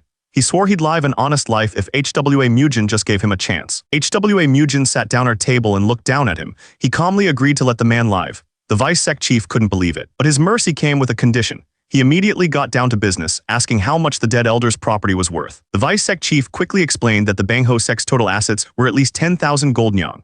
He also mentioned a tribute of 500 gold nyong they owed to another sect. HWA Mujin started doing the math. He took the Bangho sect's total assets, added the leader's personal wealth, and even tacked on a huge fee for emotional damages. The final number came out to about 20,000 gold nyong. He decided that sounded perfectly fair. He handed the document to the vice sect chief and told him to get all the papers in gold ready right away. But once the sect's assets were dealt with, HWA Mujin wasn't finished. He turned to the other terrified members. He asked them if it was time to start negotiating the ransom for their lives. The men froze. He had promised to spare the vice sect chief, but he never said anything about sparing them. Back at the HWA clan's estate, the chief steward was screaming. He couldn't believe his eyes. The room was overflowing with chests of gold and treasure.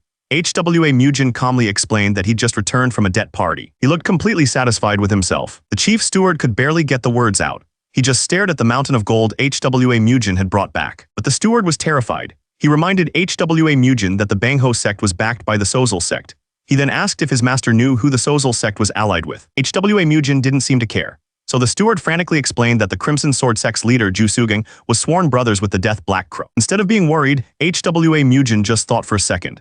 He casually asked if the Death Black Crow was the guy with the pitch black fingers. The chief steward was speechless. That was not the reaction he was expecting. HWA Mujin told him that while an enemy like that might be too much for others, he was on a different level. If trouble came looking for him, he'd simply wipe them all out. With that settled, he changed the subject completely. He asked for some tender beef for dinner and to make sure his siblings were fed well. The chief steward just stood there trying to understand what was happening. The chief steward couldn't wrap his head around it.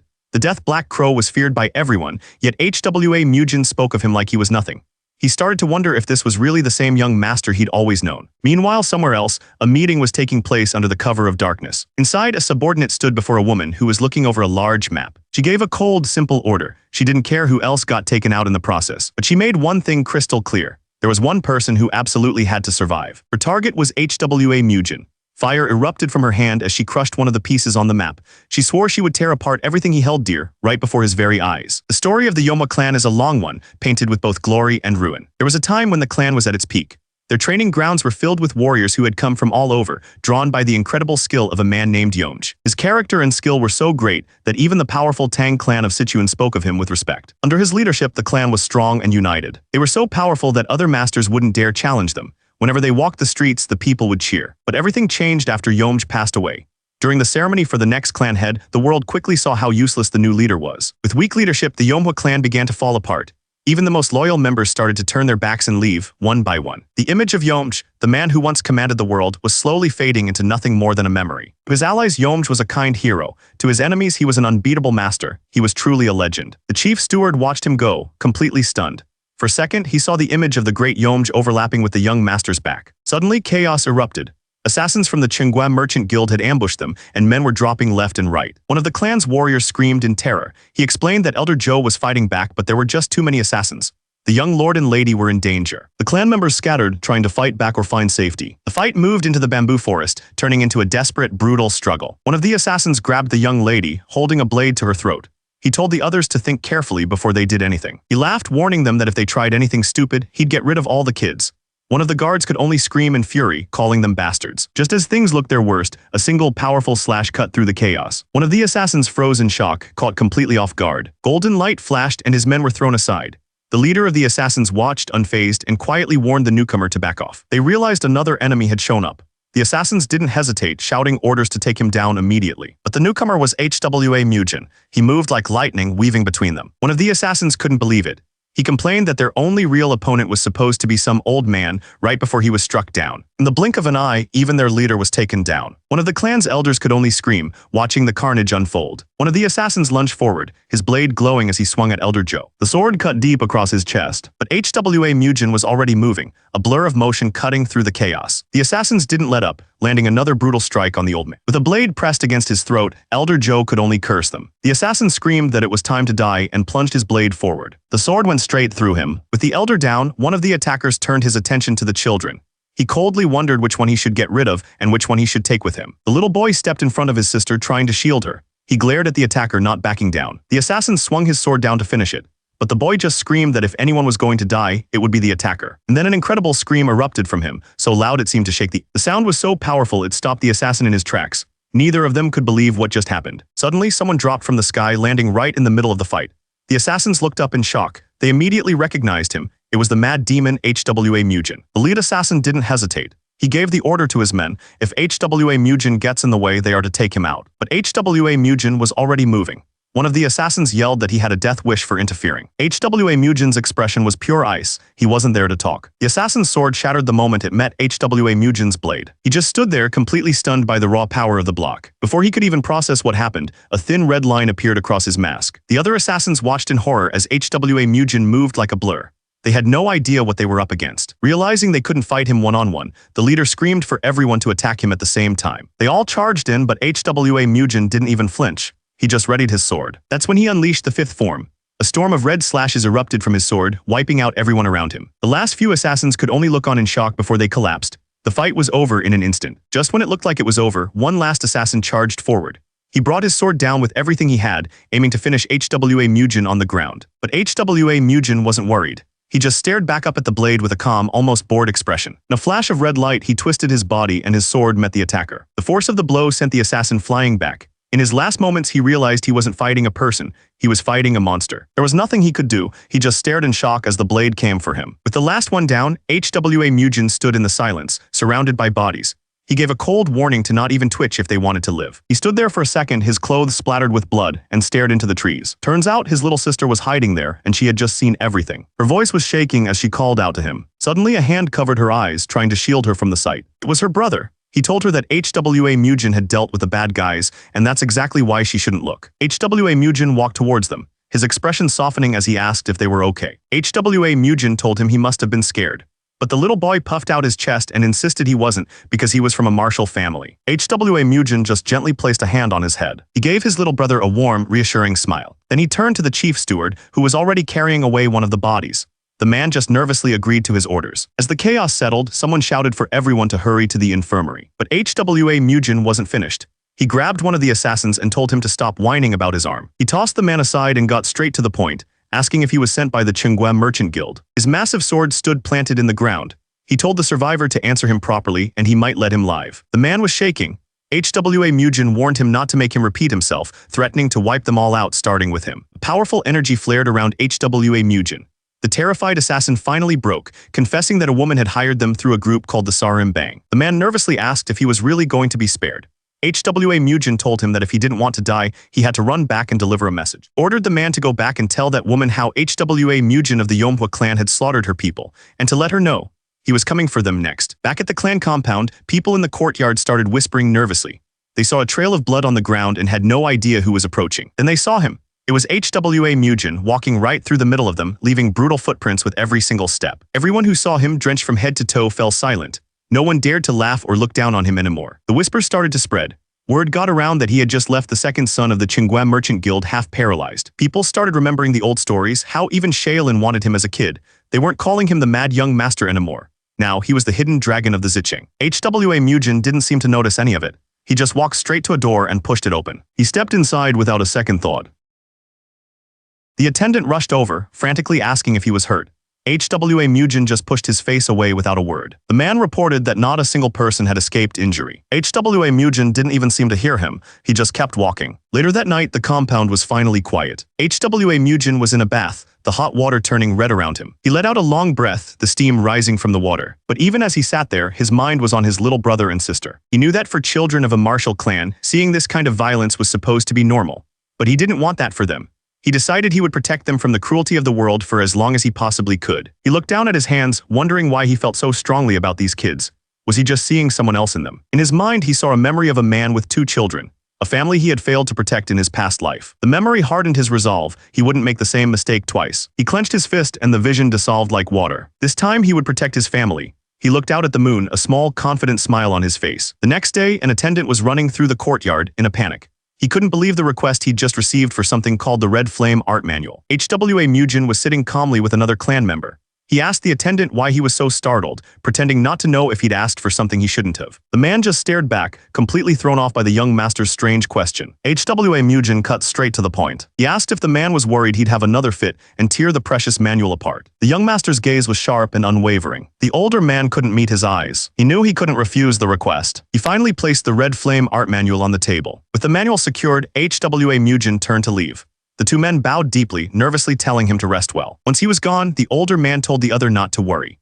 He reminded him that it was thanks to the young master's overwhelming power that they were able to get treated and recover so quickly. The elder noted that the young master's fits had finally stopped, and he was clearly getting better. The other man was still trying to figure it out. He wondered if the treatment had somehow made HWA Mujin a better fighter. HWA Infirmary.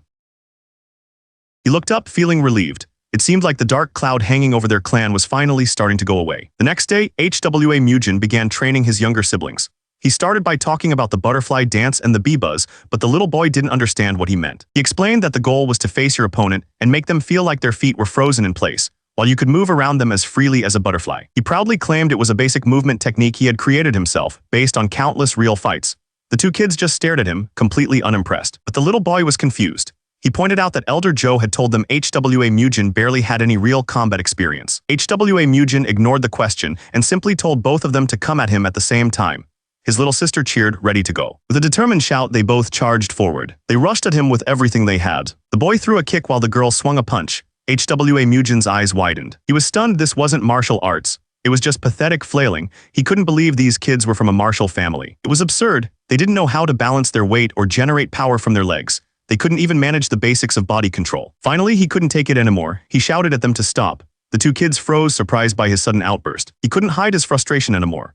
HWA Mujin put a hand to his head, telling the kids he suddenly had a headache and that training was over for the day. The sun began to set over the mountains. He just walked off, leaving the two of them standing there completely confused. Once he was out of sight, he let out a long, heavy sigh. But then his expression softened.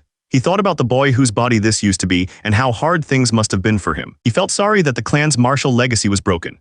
But he made a silent promise to restore the ruined clan to its former glory and bring back its legacy. And on top of that, he vowed to find the one who cursed him with the swordless mark, the only enemy he couldn't defeat in his previous life. With his goals clear, he reached for his sword. It was time to begin. He had one goal in mind: find the one who cursed him and end him no matter what. His focus was absolute. He began to practice. This new body was so weak he could barely lift the giant sword with one hand. But his senses were still sharp. He could feel the energy in the air around him. He went through the sword forms again and again, pushing his body to its limits. He moved through the air, his blade cutting through the evening sky. When his training was done, he headed back. Two of the clan members saw him approach. HWA Mujin announced that he had returned. One of the men looked at him and acknowledged all the hard work he'd put in. One of the men completely lost it. He started yelling, asking if good work was all HWA Mujin had to say after everything they'd gone through.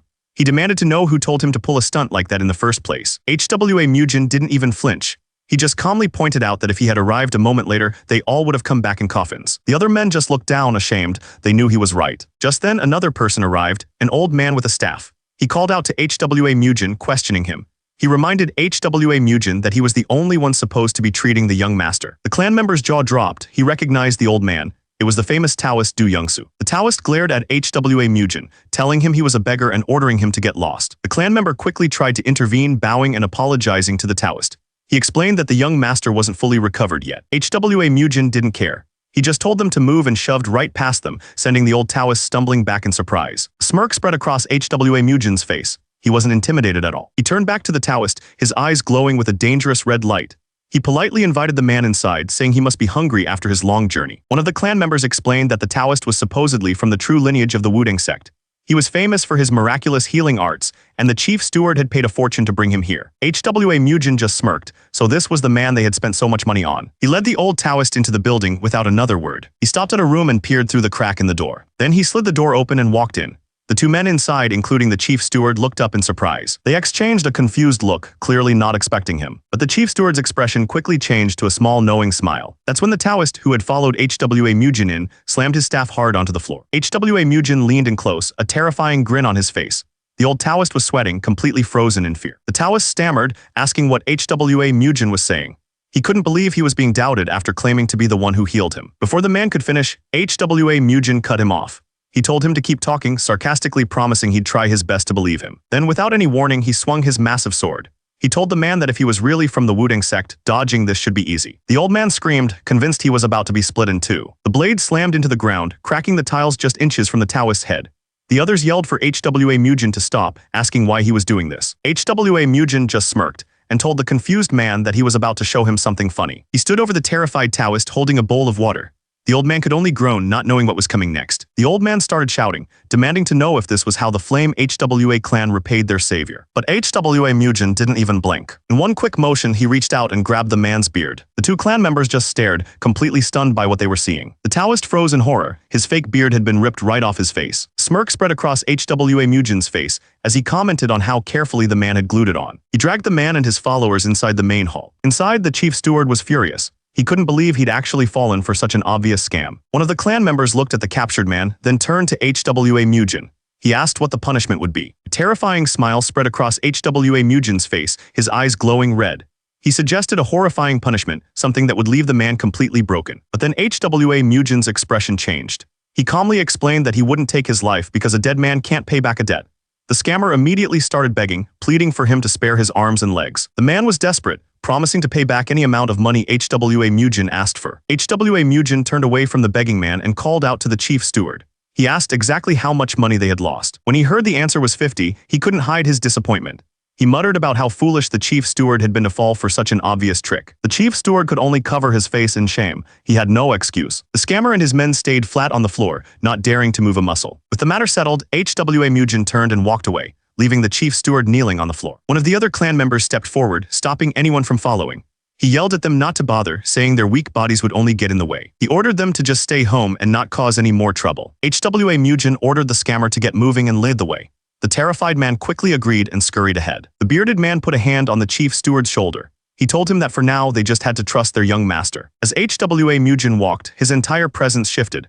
He was no longer the weak young master but the powerful man he used to be. The scammer led him through the town, with HWA Mujin following close behind. Finally, they arrived at a large building. This had to be the place. HWA Mujin was getting annoyed. He thought to himself that he should have brought a horse, wondering why there wasn't a single animal for transport in the whole place. Just then, the chief steward walked up and started to explain how he'd gotten there. HWA Mujin's expression made it clear he wasn't in the mood for a long story. That's when the steward revealed a huge, impressive carriage pulled by 4 horses. HWA Mujin was genuinely surprised. He didn't waste any time and stepped right up into the carriage. He paused for a moment, a small, satisfied look on his face. The chief steward explained that since he travels a lot, he had it lined with cotton and leather for comfort. HWA Mujin just smirked, commenting that for a crook, the carriage was just as impressive. The chief steward bowed deeply, promising to do as he was told from now on. With things settled, HWA Mujin laid down to rest. He told the steward to wake him up when they got there. He closed his eyes, completely relaxed for the trip ahead. But the chief steward was wide awake. His face twisted with hate as he silently swore he'd make HWA Mujin pay. He glared out the window, his anger building with every mile. The carriage began its long journey, climbing a winding road into the misty mountains. They traveled for hours, moving deeper into the quiet, fog-covered landscape. The horses pulled on, taking them further and further away from everything they knew. Suddenly, the carriage screeched to a halt. The chief steward stepped out, wondering what was going on. Up ahead, a huge man was standing in the middle of the road, blocking their paths. The steward looked up at the imposing figure, his hand trembling slightly. The man glared down at him, his face twisted in anger. That's when the Taoist stepped out of the carriage. He demanded to know why anyone would dare get in the way of his important business. The large man moved in an instant, grabbing the Taoist by his clothes. He snarled that this was the price for his stupid interference. He slammed the Taoist against the carriage, warning him not to hold a grudge. His fist began to glow, ready to deliver the final blow. Taoist's eyes went wide. He was expecting a fist, but something else happened. Just as the punch was about to land, a hand shot out and stopped it cold. The attacker froze, completely stunned. Turns out it was HWA Mujin. He was still sitting inside the carriage, holding the giant's arm without even breaking a sweat. He tightened his grip and the attacker's arm started to bend. With a single, effortless move, HWA Mujin sent the huge man flying. The man hit the ground hard, completely taken out. The Taoist just stared, his mouth wide open. But the fight wasn't over. The attacker looked up, a dark energy gathering in his hands. He seemed to recognize HWA Mujin's power, calling him Zicheng's hidden dragon. HWA Mujin calmly stepped out of the carriage, ready to face him.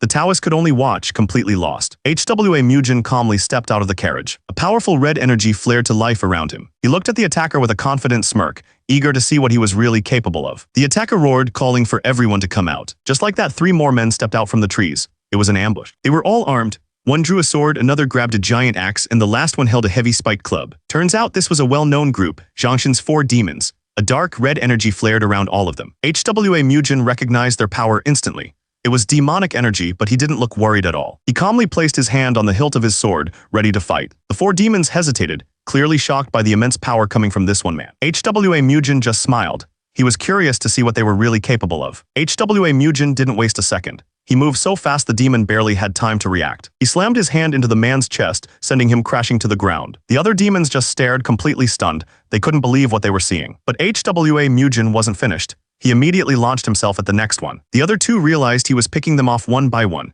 They yelled that they had to go help their friend. The demon with the club looked up in horror. He screamed that HWA Mujin was coming down on him like a mace. HWA Mujin grinned, putting all his weight and power into the attack. The demon could feel the immense pressure bearing down on him. He brought his foot down hard and the second demon collapsed. The third demon swung his weapon down with all his might. But HWA Mujin just raised his arm and stopped it cold. The attacker grunted, shocked by his strength. HWA Mujin looked down at him, completely unimpressed. He realized these guys weren't anything special after all. He followed up with a punch that landed with crushing force. With 2 of them down, the last 2 demons charged him at the same time. One of them threw a heavy punch, trying to take him down. But HWA Mujin was faster. He ducked under the blow and slammed his fist right into the man's chest. Last 2 were getting desperate, swinging their weapons wildly. But HWA Mujin easily blocked every single attack. He saw his opening and landed one last, solid hit. The blow was so powerful it shook the ground. He didn't stop spinning through the air to press his attack on the last two. One of them managed to get his sword up just in time, but the force of the impact was staggering. His blade couldn't handle the pressure and began to crack. A moment later it snapped completely, leaving the demon defenseless. The man could only stare, realizing just how outmatched he was. HWA Mujin didn't waste the opening, slamming his fist straight into the man's chest. The demon flew backwards and hit the ground hard, completely taken out. The last of the attackers struggled to get up, but he was finished. HWA Mujin watched him, realizing they were using demonic arts. He found it strange to see those techniques so far out in the Central Plains. His hand rested on his sword. He didn't want to have to take out a group of juniors even if they used forbidden arts. He wasn't sure what to do. But just as he was about to make a decision, one of the men suddenly shouted for him to wait. The leader of the group dropped to his knees, pressing his forehead to the dirt. He looked up, admitting they had lost. He begged HWA Mujin to spare them. Watching from the side, the chief steward was in complete shock. He couldn't believe that the infamous Zhongshan 4 demons had been defeated so easily. HWA Mujin stood over the kneeling man, his sword resting on his shoulder. The fight was over, and now he held their lives in his hands. HWA Mujin looked down at them with a cold smile. He was clearly enjoying their fear. The leader of the group glared back, not ready to give up completely. He shouted that they were only following the orders they were given. But HWA Mujin had no sympathy, telling the man to stop his whining. The leader was confused, asking what he meant. HWA Mujin's patience was gone. He demanded to know who their master was. He pressed harder, asking who taught them the demonic arts. The man stammered, explaining that their teacher had disappeared a year ago and they never even knew his name. That answer seemed to bother HWA Mujin. A fiery energy started to rise around him as he thought about it. HWA Mujin thought about their story. Something about a teacher just disappearing didn't sit right with him. The man on the ground frantically denied being a thief. He insisted they were just helping out with his brother's business. The Taoist just watched, completely stunned by everything that was happening. In an instant, all the men were on the ground, kneeling in a circle as a sign of surrender. But HWA Mujin wasn't done. He demanded they pay him for his lost energy and for the mental damage they caused. The Taoist couldn't believe what he was hearing. With the situation handled, the carriage continued on its way, leaving the defeated man alone on the road. He stood there for a long time, thinking about the young man who had so easily taken him down. He remembered something his master once told him. If you ever meet someone who is both strong and righteous. Turns out the man he'd beaten wasn't alone. He had 3 brothers, and together they were known as the Zhonghayan 4 demons. Just then, the carriage came to another sudden stop. Inside, HWA Mujin was already getting annoyed, wondering why they were stopping again. He got up, his patience wearing thin as he went to see what was going on. But when he stepped outside, he saw all 4 of the demons kneeling on the ground. They were calling him their boss. They begged him to accept them, pledging their loyalty to the Flame HWA clan and promising to serve him until they died. HWA Mujin just looked down at them with disgust. He asked if they'd gone crazy from getting beaten up so badly and who exactly they thought they were calling boss. The men looked up, completely stunned by his cold response. That's when they felt it. A powerful energy flared up around HWA Mujin and his eyes seemed to glow. The men were frozen, unable to believe what they were seeing. Sometime later, the carriage continued on its journey through the night. Suddenly, the horses cried out, and the whole thing lurched to a halt. The jolt woke HWA Mujin, who was already looking annoyed. Turns out he had company. The 4 demons were now crammed inside the carriage with him. He was asking one of the brothers a question. The man admitted he'd never heard of anything like it, but quickly decided to just drop the subject. The Taoist just sat quietly, listening to the whole thing. HWA Mujin laid out his problem. He couldn't wrap his head around how demonic arts users could become warriors for proper clan. To him, it just didn't make any sense. The eldest, a 21-year-old named Chialmuk, listened beside the 4th brother, 18-year-old No Sak. They were officially part of the Flame HWA clan. The other 2 brothers were introduced as well. Dong Jiok was the 2nd brother, 20 years old, and Jiang Ti was the 3rd at 19. HWA Mujin looked at them with a strange smile. He said their reckless charge reminded him of someone he used to know, a guy he was actually fond of. The 4 of them listened to his every word, completely focused. He demanded to know if they understood him. Finally, he just sighed and gave in. He told them to do as they pleased.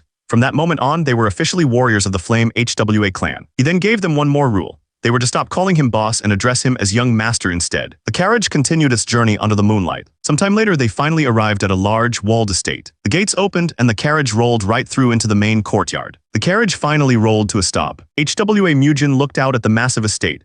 He dryly commented on how fancy it was, asking the Taoist if this was his home. The Taoist nervously confirmed it was his house and invited them inside. He quickly ordered someone to open the gate. An older servant rushed out, confused about who had arrived. The Taoist quickly shut him down, telling him not to ask questions and to prepare food in the annex building right away. The servant bowed and nervously led HWA Mujin and the 4 brothers into the main courtyard. The brothers looked around, clearly wondering what was going on. HWA Mujin looked down at the Taoist with pure contempt. He remarked that this was how the man had been living so well, using the money he cheated out of people. Sensing the sudden change in the air, one of the brothers stepped forward. He quietly asked the eldest what was wrong. Suddenly, a man named Bai Sajin appeared, demanding to know what was going on. The Taoist tried to send him away, insisting it was nothing. But Bai Sajin pushed past him, demanding to know who these people were. He looked straight at HWA Mujin and his men. He called the Taoist a swindler and told his guests they shouldn't get involved in household matters. HWA Mujin's eyes narrowed. He was not going to let that slide. In a flash, he grabbed the Taoist by the collar. But he was looking right at Bai Sajin, telling him he had a foul mouth. One of the brothers immediately stepped up, asking HWA Mujin if he should deal with the man. The Taoist panicked, screaming that it was all a misunderstanding and that they were his guests. In his desperation, he announced HWA Mujin's identity to everyone. He was the first young master of the HWA clan. But Bai Sajin just smirked.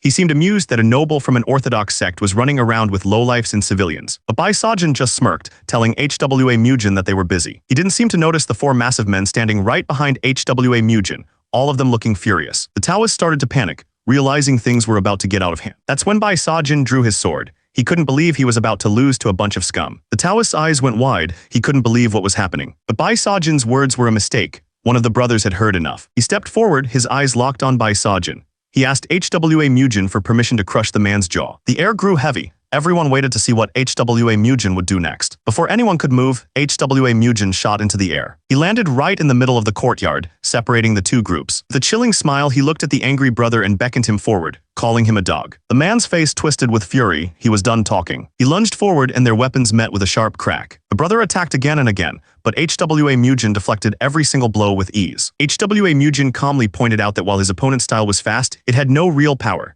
The man froze, completely stunned by the comment. To prove his point, HWA Mujin didn't even draw his sword. He just used his scabbard to stop the attack cold. With a powerful swing of his scabbard, HWA Mujin sent the man's sword flying. The brother could only watch in shock as his weapon was knocked away. The other brothers watched from the side, knowing it was already over. One of them admitted that once HWA Mujin pushes you back, there's no way to recover. He knew exactly what that meant for his brother. An old man watching from nearby couldn't believe what he was seeing. That's when HWA Mujin finally drew his blade. He slammed it into the ground right next to the man's head, shattering the stone tiles. A cold smile spread across his face, his eyes glowing red. The fight was over. He didn't even need a second look. Suddenly, a huge explosion blew a hole right through the wall of the clan's main building. A group of men stood outside looking at the damage. The one in charge didn't seem surprised at all. HWA Mujin walked out into the courtyard alone. He stared down the man responsible for the attack. The attacker stood over him holding a spear. He mocked HWA Mujin, asking if his dead grandfather was crying in his grave. His eyes glowed with a red light as he made a threat.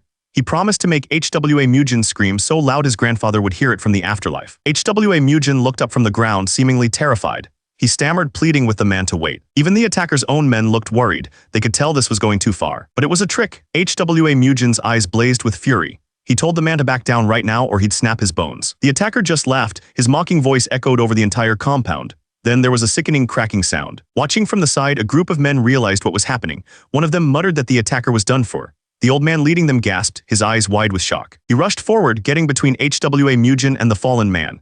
He pleaded for him to stop, offering to pay for the man's life. The attacker was on the ground, twitching in pain. The old man fell to his knees, begging HWA Mujin to spare him, promising he would pay any price. He was completely terrified, but HWA Mujin just grinned. He told the old man he should have offered to pay from the start. The men watching from the side couldn't believe it, thinking he was a complete madman. With the fight settled, they moved inside. Inside, HWA Mujin looked over the room filled with people and supplies. He commented that they seemed to have gathered quite a lot. With a confident smile, he announced it was time to start calculating. HWA Mujin started laying out the costs. He put a price on everything, 200 gold ingots for the man's limbs and another 300 for his life. The old man was confused. He thought HWA Mujin was going to take them in, not rob them blind. The old man was sweating. He couldn't believe what he was hearing. HWA Mujin smiled. He told them to just hand over everything they had to keep things simple. Then he asked if anyone had a problem with that. The old man was furious. He realized HWA Mujin was worse than any bandit he'd ever met. With no other choice, the men started bringing out all their valuables. HWA Mujin gave a simple order to his man, leave nothing behind. The subordinate quickly agreed. Just as they were finishing up, HWA Mujin paused. He sensed something. He turned his head, staring into the dark hallway. Something wasn't right. His eyes narrowed, focusing on whatever he had sensed in the dark. His gaze landed on an old folding screen. It was giving off a strange energy. The old man standing nearby stiffened. HWA Mujin turned to him, a questioning look on his face. He asked the old man if the screen was anything special, but the man quickly said it wasn't. HWA Mujin smiled and told the old man he could take it, saying his own room felt a bit empty. The old man was stunned but gratefully accepted the offer. Meanwhile, all the treasure they had collected was being loaded onto a large cart. Once everything was packed, HWA Mujin gave the signal to his men. With a huge grin, he yelled for everyone to move out. The heavy wheels of the cart began to turn. As they pulled away, the defeated men could only watch from the ground. The old man waved goodbye, grateful for the gift he'd been given. One of the men reached out as the cart disappeared. He couldn't believe what had just happened, cursing HWA Mujin and wondering if he was even human. Even the old man was terrified. He wondered what he'd done to deserve meeting such a complete lunatic. Sometime later, back at the HWA clan estate, things were quiet. One of the clan members was walking through the courtyard when he suddenly froze, his eyes wide with shock. He was staring at a huge chest overflowing with gold. And it wasn't just one. HWA Mujin's men were carrying box after box of treasure into the compound. The young man couldn't understand what had happened. The young clan member was horrified. He stammered, asking HWA Mujin if he had to take lives to get all that gold.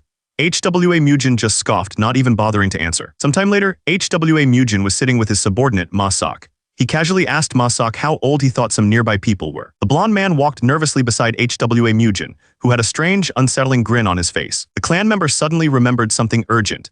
He told HWA Mujin that very important guests had arrived and were waiting for him in the reception hall. Seeing HWA Mujin's expression, the young man panicked. He begged him not to cause any trouble with these guests and to hurry. A moment later, HWA Mujin walked into the reception hall. His arrival was announced to everyone inside. The guests, two older men, turned to look. They seemed surprised to see him. One of HWA Mujin's men began the introductions.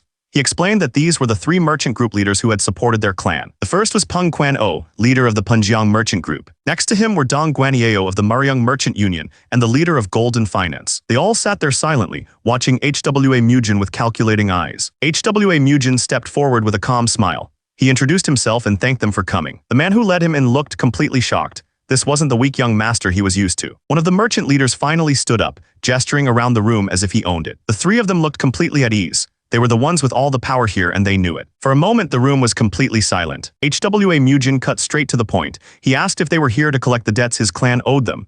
The three men were stunned into silence. The leader of the Punjiang merchant group, Peng Quan-o, finally spoke. He said he was glad HWA Mujin was ready to talk about repayment. HWA Mujin thanked them for their support over the years, but he made it clear that repayment would be handled properly, on his terms. Then he asked for the exact total the Flame HWA clan owed their groups. The merchants looked at each other, completely thrown off by his confidence. One of the other leaders had to admit it. HWA Mujin was right. That's exactly why they were here. The leader of Golden Finance spoke up, starting the list. His group was owed 3,200 nyang. HWA Mujin listened, a small smile playing on his lips. He wasn't worried at all. The other two leaders watched him, their confidence completely gone. They had no idea what he was planning. The leader of Golden Finance continued, adding that the Tsinghua merchant group was also involved. The other merchants were stunned to hear the name. HWA Mujin listened silently, his eyes sharp and focused. The merchant leader looked nervous, but he confirmed that what HWA Mujin suspected was correct. He explained that after the duel, the Tsinghua merchant group started using its massive wealth to pressure them. They took over all the trading goods and cut off any other groups that worked with them. Got even worse. The Tsinghua group shamelessly stole their branch managers. The other leaders couldn't believe what they were hearing. The leader admitted that while he was ashamed to say it, they just didn't have the strength to fight back anymore. HWA Mujin took it all in. He now understood the entire picture. He looked at them and said that hearing everything they had to endure weighed heavily on his heart. He told them that all the people who clung to their clan when times were good had left. Only Elder Joe and Chief Du remained. He then looked at the three merchant leaders, saying they also stayed behind to protect the clan. Then he slammed his hand down on the table. With a confident look, he declared that he would repay everything. The merchant leaders were stunned. One of them couldn't believe it, asking if that was even possible. But HWA Mujin wasn't just talking about paying back money. He promised to free their groups from the powerful Tsinghua merchant group entirely. The three merchant leaders were completely speechless. They just stared, unable to believe what they were hearing. One of them couldn't even close his mouth, but one of the clan elders just smiled. He seemed to know exactly what his young master was capable of. Finally, one of the merchants found his voice. He stammered, asking if young Master Mujin was really willing to use force to help them. Another one of the leaders looked terrified. He quickly tried to warn Mujin about the danger he was walking into. He explained that the Tsinghua merchant group wasn't acting alone. They were backed by the Kondong sect, one of the strongest and most feared groups in the entire Murim. HWA Mujin didn't even flinch. He just casually asked if those old guys were the ones backing them, completely unimpressed. The merchants were stunned by his confidence. After a long silence, one of them finally spoke, his hands clasped together respectfully. He explained that if they simply got rid of the debt, the Tsinghua group wouldn't have any power over them anymore. HWA Mujin just took a calm sip of his tea. He wasn't worried at all. He thanked the men for their words, saying their conversation had put his mind at ease. He even let out a small laugh. With the meeting over, the merchant leaders took their leave. They wished the HWA clan prosperity for the future. As they walked away, they couldn't help but think about the challenge ahead. The Tsinghua merchant group was no small enemy. But as soon as the merchants were gone, the elder turned to HWA Mujin, his face filled with worry. He called out his name in disbelief. He frantically asked if the young master was actually serious about what he'd just promised. HWA Mujin just looked annoyed, tired of all the nagging. HWA Mujin reminded them of what the Tsinghua group did to the merchants.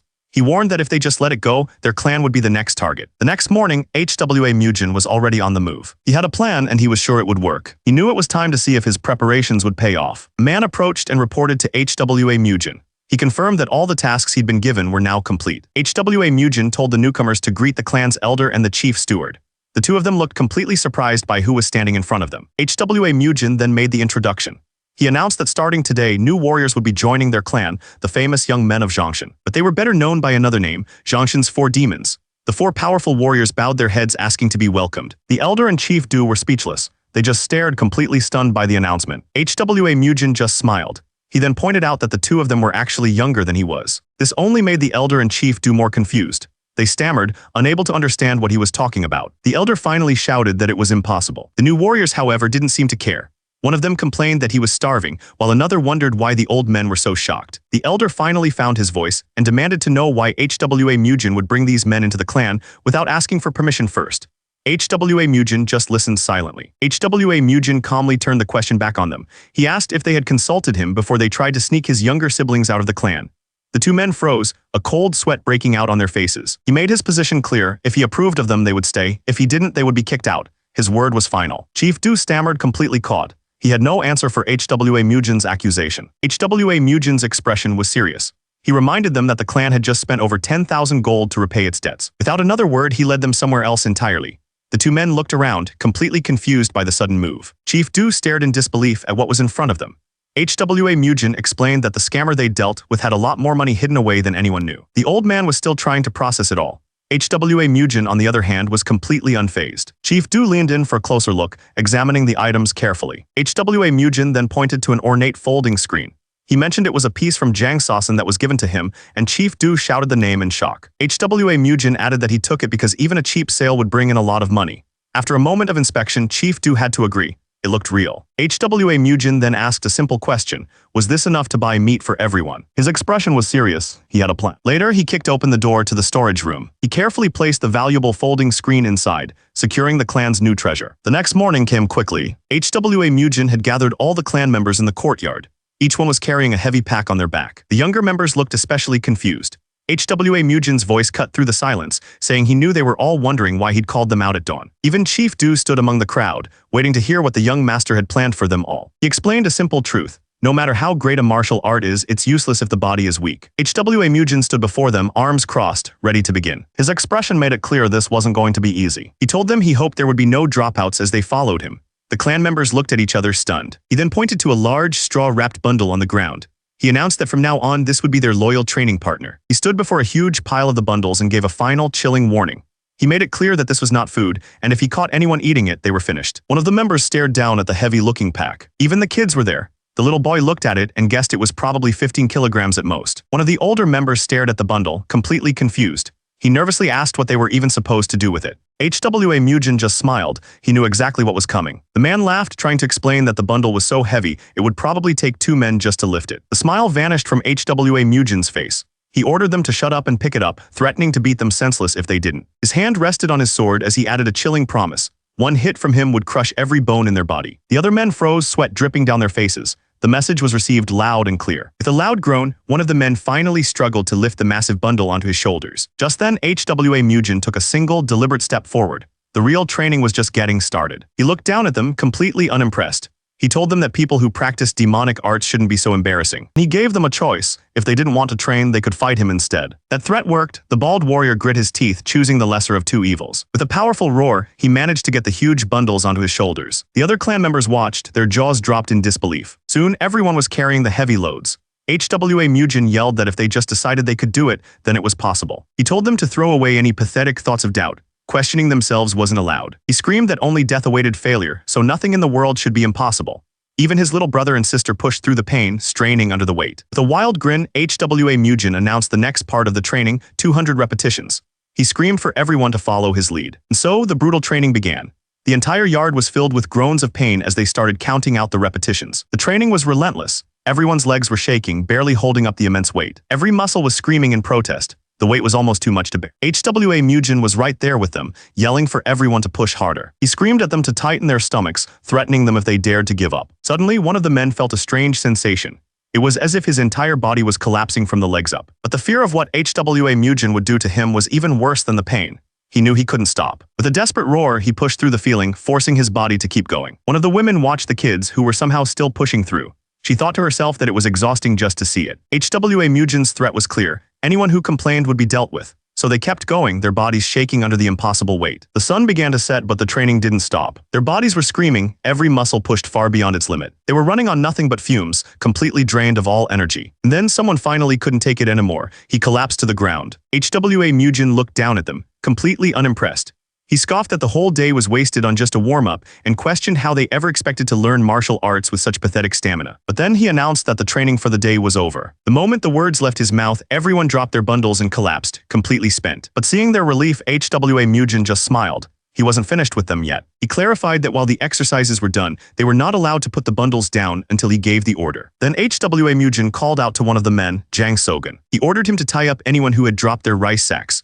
Then he gave a final, chilling warning. Anyone who untied the ropes would have their own life untied as well. Jang Sogun looked defeated. In that moment of pain, he found himself thinking of someone he wished he could see. As HWA Mujin walked away from the training grounds, another man named Ma-sok approached him. Ma-sok asked if he should prepare bath water for the young master. With the orders given, HWA Mujin headed inside, leaving his men to suffer through the night. HWA Mujin finally made it back to his room and collapsed onto the bed. This new body was still incredibly weak. The day's training had taken a toll on him too. Meanwhile, the rest of the clan members were gathered inside. A huge feast was laid out for them, but there was a catch. They still weren't allowed to take off the rice sacks. Everyone was completely worn out. His little sister could barely even lift her. The men trembled from the effort, their arms shaking as they tried to reach for the food. Their bodies were so tired that even something as simple as using chopsticks felt impossible. Finally, one of the men gave up and just grabbed the food with his bare hands.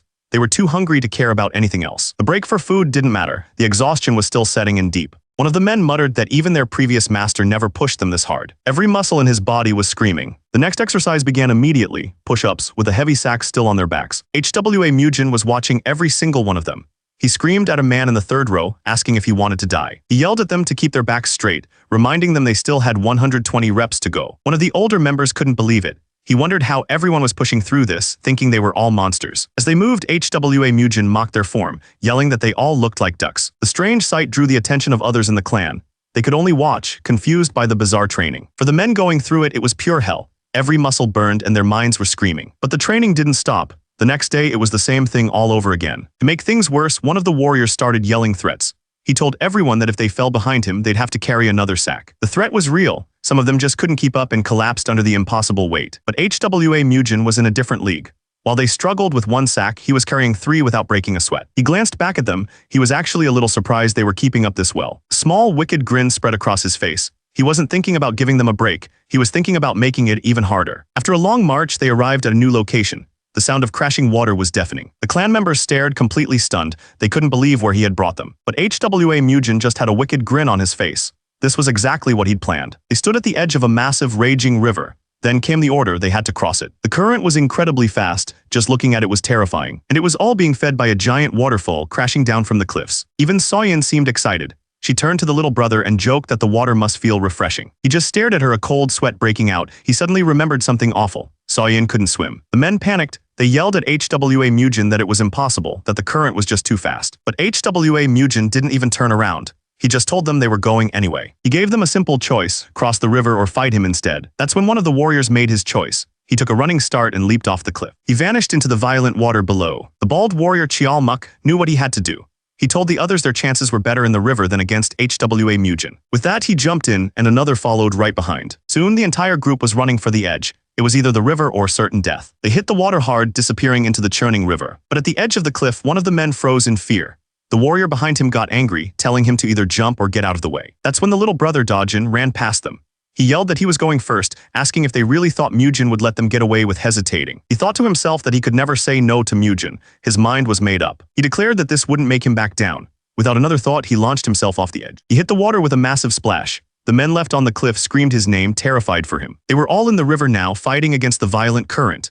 They shouted warnings to each other, knowing that one mistake meant they wouldn't make it. The freezing water crashed over Dojin as he fought just to keep his head above the surface. The current was brutal, a violent mess of water pulling them in every direction. Dojin fought just to keep his head above the surface, but the heavy sack on his back felt like an anchor. But even as he struggled, a new determination filled his eyes. He refused to give up. It didn't matter, the weight was just too much, and it dragged him under the waves. He sank deeper and deeper into the dark, cold water. From the shore, HWA Mujin watched as the current grabbed Dojin and started pulling him away. The other men screamed in panic, yelling that Dojin was being carried off by the river. He was completely helpless, screaming as the waves crashed over him again and again. But then one of the larger warriors started powering through the water, fighting the current with everything he had. He spotted Dojin being pulled away in the distance. He wasn't going to let him go down. With a final push, he reached the boy and grabbed him, yelling that he had him. Dojin gasped for air, coughing up water as the warrior desperately told him to just breathe. He looked at him with intensity, ordering him to grab his arm and hold on tight. The warrior held Dojin tight and told him to get ready. The boy didn't understand what was happening. And then he just threw him.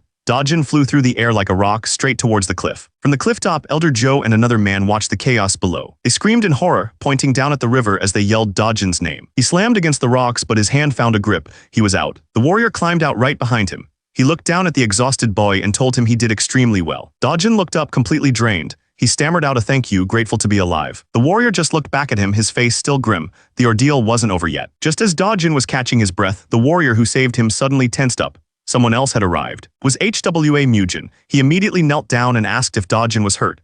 The boy told him he was fine, explaining that a warrior had come to his rescue. The warrior who'd helped him was just stunned. He couldn't figure out how the young master had caught up to them so fast. Dojin just stared up at his brother, his expression completely serious. Mujin looked back at him, taking in the look in his eyes. Then, with a fire in his eyes, Dojin declared that this was also he could finally become a true martial warrior of the Manhwa clan. Hearing that, a small proud smile appeared on Mujin's face. The warrior who'd pulled him from the water started cheering, praising Dojin for his incredible spirit. The boy just quietly thanked him. Far away, two elders watched the ordeal. They couldn't believe what they were seeing. The next part of their training was to climb a sheer cliff face that disappeared into the clouds. Every handhold was a struggle. The rock was sharp and unforgiving. The warriors pulled themselves up the cliff, each one carrying a heavy sack on their back. Soyin screamed at them from below, yelling that if they fell, there wouldn't be enough of them left to bury. She told them to climb with everything they had. One of the warriors was already regretting his decision to follow Mujin. Just then, his foot slipped. He screamed in pure terror as he fell. But just before he was lost, a hand shot out and grabbed his arm, stopping his fall. The man below him dug his fingers into the rock, his muscles screaming under the weight of the sack. The warrior above was already begging for his life. The man below just grit his teeth, trying to push through the pain. A voice echoed from far below, screaming at them not to doze off. There was no room for weakness on this mountain. Hours passed, the sun beat down on them without mercy. But the climb wasn't the end of it. Next, they were forced to run through the village, with someone yelling that anyone who fell behind would be dealt with. The people in the village watched them pass. One of them explained that these were the warriors of the Manhwa clan. And it wasn't just the men. Even the youngest members, the little brother and sister, were being put through the same brutal test. She was exhausted, but her eyes showed nothing but pure focus. She wasn't going to be the one to quit. Suddenly, the little sister, Soyin, collapsed under the weight of her sack. Her brother screamed her name, watching her fall. HWA Mujin heard the shout and stopped, turning to see what the commotion was about. Soyin was completely exhausted. She looked up at one of the older warriors, Elder Joe, and quietly asked him to carry her. The elder froze. He was completely torn, not knowing what he should do. He couldn't say no. He lifted her onto his shoulders and she gave a little thumbs up, clearly pleased with herself. But the other warriors weren't happy. They stopped and yelled back, asking what he thought he was doing. That's when HWA Mujin appeared right behind them. With a terrifying grin, he asked them why they weren't running. The two men froze in absolute terror. They knew they had just made a huge mistake. The two men who had complained were now collapsed on the floor. The others weren't doing much better, barely able to stay on their feet under the immense weight. One of the warriors was clearly about to give out. He was sweating, his body shaking from the effort. He looked up, his face a mask of pure exhaustion. HWA Mujin stood over him, looking down with disappointment. He asked the man how long he planned to keep this up. He was furious at the man's weakness. He told the warrior to just crawl out and quit if he couldn't endure it, and to stop causing trouble for others. When the man didn't answer, he angrily asked if he was even listening. That's when the warrior looked up, his eyes burning with rage. He told HWA Mujin he was going to take him down. Screamed that he had wanted to quit being a warrior a long time ago. HWA Mujin looked down at him, his voice cold. He asked if the man was just afraid of getting beaten for speaking his mind. He told the man he clearly wasn't cut out to be a warrior and offered to end things for him right now. The warrior stared up in terror, asking why he was doing this. Watching this, one of the other warriors spoke up, telling them to stop. But it wasn't HWA Mujin he was talking to. His fist clenched, shaking with rage. He lunged forward, not at HWA Mujin but at the man on the floor. He screamed that if he didn't want to live like a warrior, then he shouldn't live at all. Another warrior struggled to his feet, his face set with determination. HWA Mujin just watched, saying nothing. The other men looked on, their expressions turning hard. The weakness of one was making the others strong. One of the warriors shouted in disgust. He couldn't believe they were supposed to call someone so pathetic a brother. Another warrior reached out a hand to the man on the floor. The bald warrior chimed in, saying that the young master had seen more than any of them. He explained that everyone handles things differently. But the warrior with the braids just scowled, clearly not buying it. He muttered to himself that if a situation like this ever put him in danger again, he wouldn't hesitate to act. Later that night, HWA Mujin was doing the same training. He struggled to get to his feet, the weight of the sack pressing down on him. He started walking, complaining to himself about how ridiculously far away the toilet was. But even with the weight on his back, his eyes were sharp and focused. Suddenly, a figure shot out from the trees, moving like a blur. But HWA Mujin just watched him come, completely unfazed. His eyes flashed red. He planted his foot hard into the ground, ready for the impact. With a powerful swing, Mujin met the attack head-on. The attacker cried out in disbelief, completely stunned by the young master's hidden strength. The braids came at him with everything he had, his sword a blur of blue energy. He leaped through the air, bringing his blade down in a powerful arc. But as their blades met, the warrior was stunned. Mujin wasn't just fast, he was overwhelmingly strong, yet his movements were perfectly smooth. He couldn't understand how someone so young could wield a sword with such impossible skill. He wondered if this was what people meant when they talked about true martial talent. With a final, powerful step, Mujin planted his foot, and the ground cracked under the force. He looked back, completely calm. The fight was over.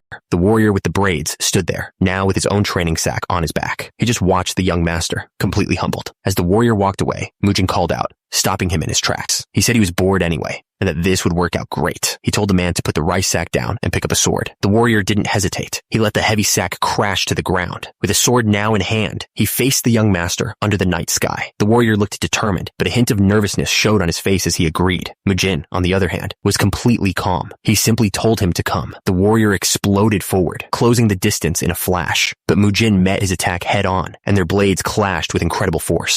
The force of the impact was huge, sending a shockwave out from where their blades met. The warrior pushed back with everything he had, a look of pure determination on his face. But Mujin didn't even flinch. He just held his ground, completely calm. They broke apart and clashed again in a blur of motion. Suddenly, the warrior's eyes went wide. He knew this wouldn't be easy, but something felt completely off. He couldn't understand what was happening. He moved faster than he thought possible, surprised by his own speed. The training was actually working, but it didn't matter. Mujin easily blocked every single attack. A small smile appeared on Mujin's face. He finally seemed satisfied, remarking that the warrior was at last becoming useful. The warrior swung his blade with everything he had, but Mujin was already above him, his eyes glowing red. He called out that the warrior was too focused on what was right in front of him. The next thing he knew, he was sent flying backward. He dug his hand into the ground, trying to stop himself. Without hesitating, he pushed off the ground and charged right back in. He gritted his teeth. This was just as tough as he thought it would be. Mujin smiled. He told the warrior that his toughness was finally starting to become useful. The warrior thought to himself that the impact was still huge, but it wasn't enough to take him down in one hit anymore. He could keep fighting. The warrior was still on his feet. He and Mujin faced each other in the quiet training yard. The fight paused for a moment. He looked down at his sword, his mind racing. He was starting to understand something about the young master's methods. His mind flashed back to earlier. Mujin had announced a new, strange training exercise for everyone. He told them to lift a heavy rice sack between their legs and just hang on. The training was brutal. The men grunted and strained, trying to hold themselves up with the heavy sacks weighing them down. He remembered the intense burn in his muscles as he fought to keep his grip, but through the pain, he could feel his body getting stronger. Two other warriors watched from the side. They noticed that despite how hard it was, everyone seemed more determined than ever. The training didn't stop there. They ran through the streets, pushing their bodies to the absolute limit. The warrior's legs were shaking. He was using every last bit of his strength just to stay standing. He told himself he couldn't collapse again. Not here. So he pushed forward, one step at a time. And he wasn't alone. Every single warrior was pushing through the same pain. While Mujin watched them, a small smile on his face. This was exactly what he wanted to see. Then, Mujin's voice cut through the air. He told them they had all held out well and that the special training was officially over. He ordered them to undo the ropes and set the sacks down. As one, the warriors finally lifted the heavy burdens from their shoulders. With a smirk, he told them he was sorry to rain on their parade, but he wasn't finished. The warriors' faces dropped. It wasn't over. He pointed over to the training grounds. Even his younger siblings stood there with their sacks, watching him intently. He told them that while the physical training was over, they should never forget that a strong body becomes a strong sword. The entire group stood there, exhausted, but hanging on his every word. With that, he gripped the handle of his sword. He announced that he would now lead them in practical sparring to take their experience to a whole new level. Mujin laid out the rules for the next phase. When he called a warrior's name, they were to grab a weapon and step forward. The training had been absolutely brutal. It was a never-ending cycle of pain and endurance that felt like it would never stop. But all that hardship was starting to pay off. Real experience was bringing real change. Turns out, the infamous bandits known as Zhongshan's 4 demons were now the new martial arts instructors of the Flame Hua clan. And just like that, the Flame Hua clan began to change. It was happening quietly, but very quickly. They were starting to regain the glory they once had, and the same power that had made their name famous long ago. Even Mujin's little brother was inspired, throwing himself into his own training with everything he had. He practiced with one of the warriors, who praised his good form. The future of the clan was already looking brighter. One of the new instructors was coaching Mujin's little brother, giving him tips on how to put more power into his strikes. The other instructors watched from the side, impressed. They could see the boy was getting his spirit back. The kid was putting everything he had into it, sweating but still smiling. The instructor watched him, a proud smile on his face. His thoughts then turned to Mujin. He looked over at the storage building, wondering if the young master would even come out today. The building was completely silent, bathed in the light of the setting sun. But inside, it was a different story. Mujin sat in the center of the room, and a powerful blue energy was swirling all around him. He was completely focused, channeling a power far beyond anything the others could imagine. Mujin had lost all track of time. He realized it had already been 4 days since he started. He understood this wasn't just some ordinary folding screen. The more power he poured into it, the stronger it pushed back against him. He accepted the challenge. It was time to see which one of them would break first. Suddenly, the screen itself began to glow with a strange, powerful energy. Mujin pushed back with everything he had,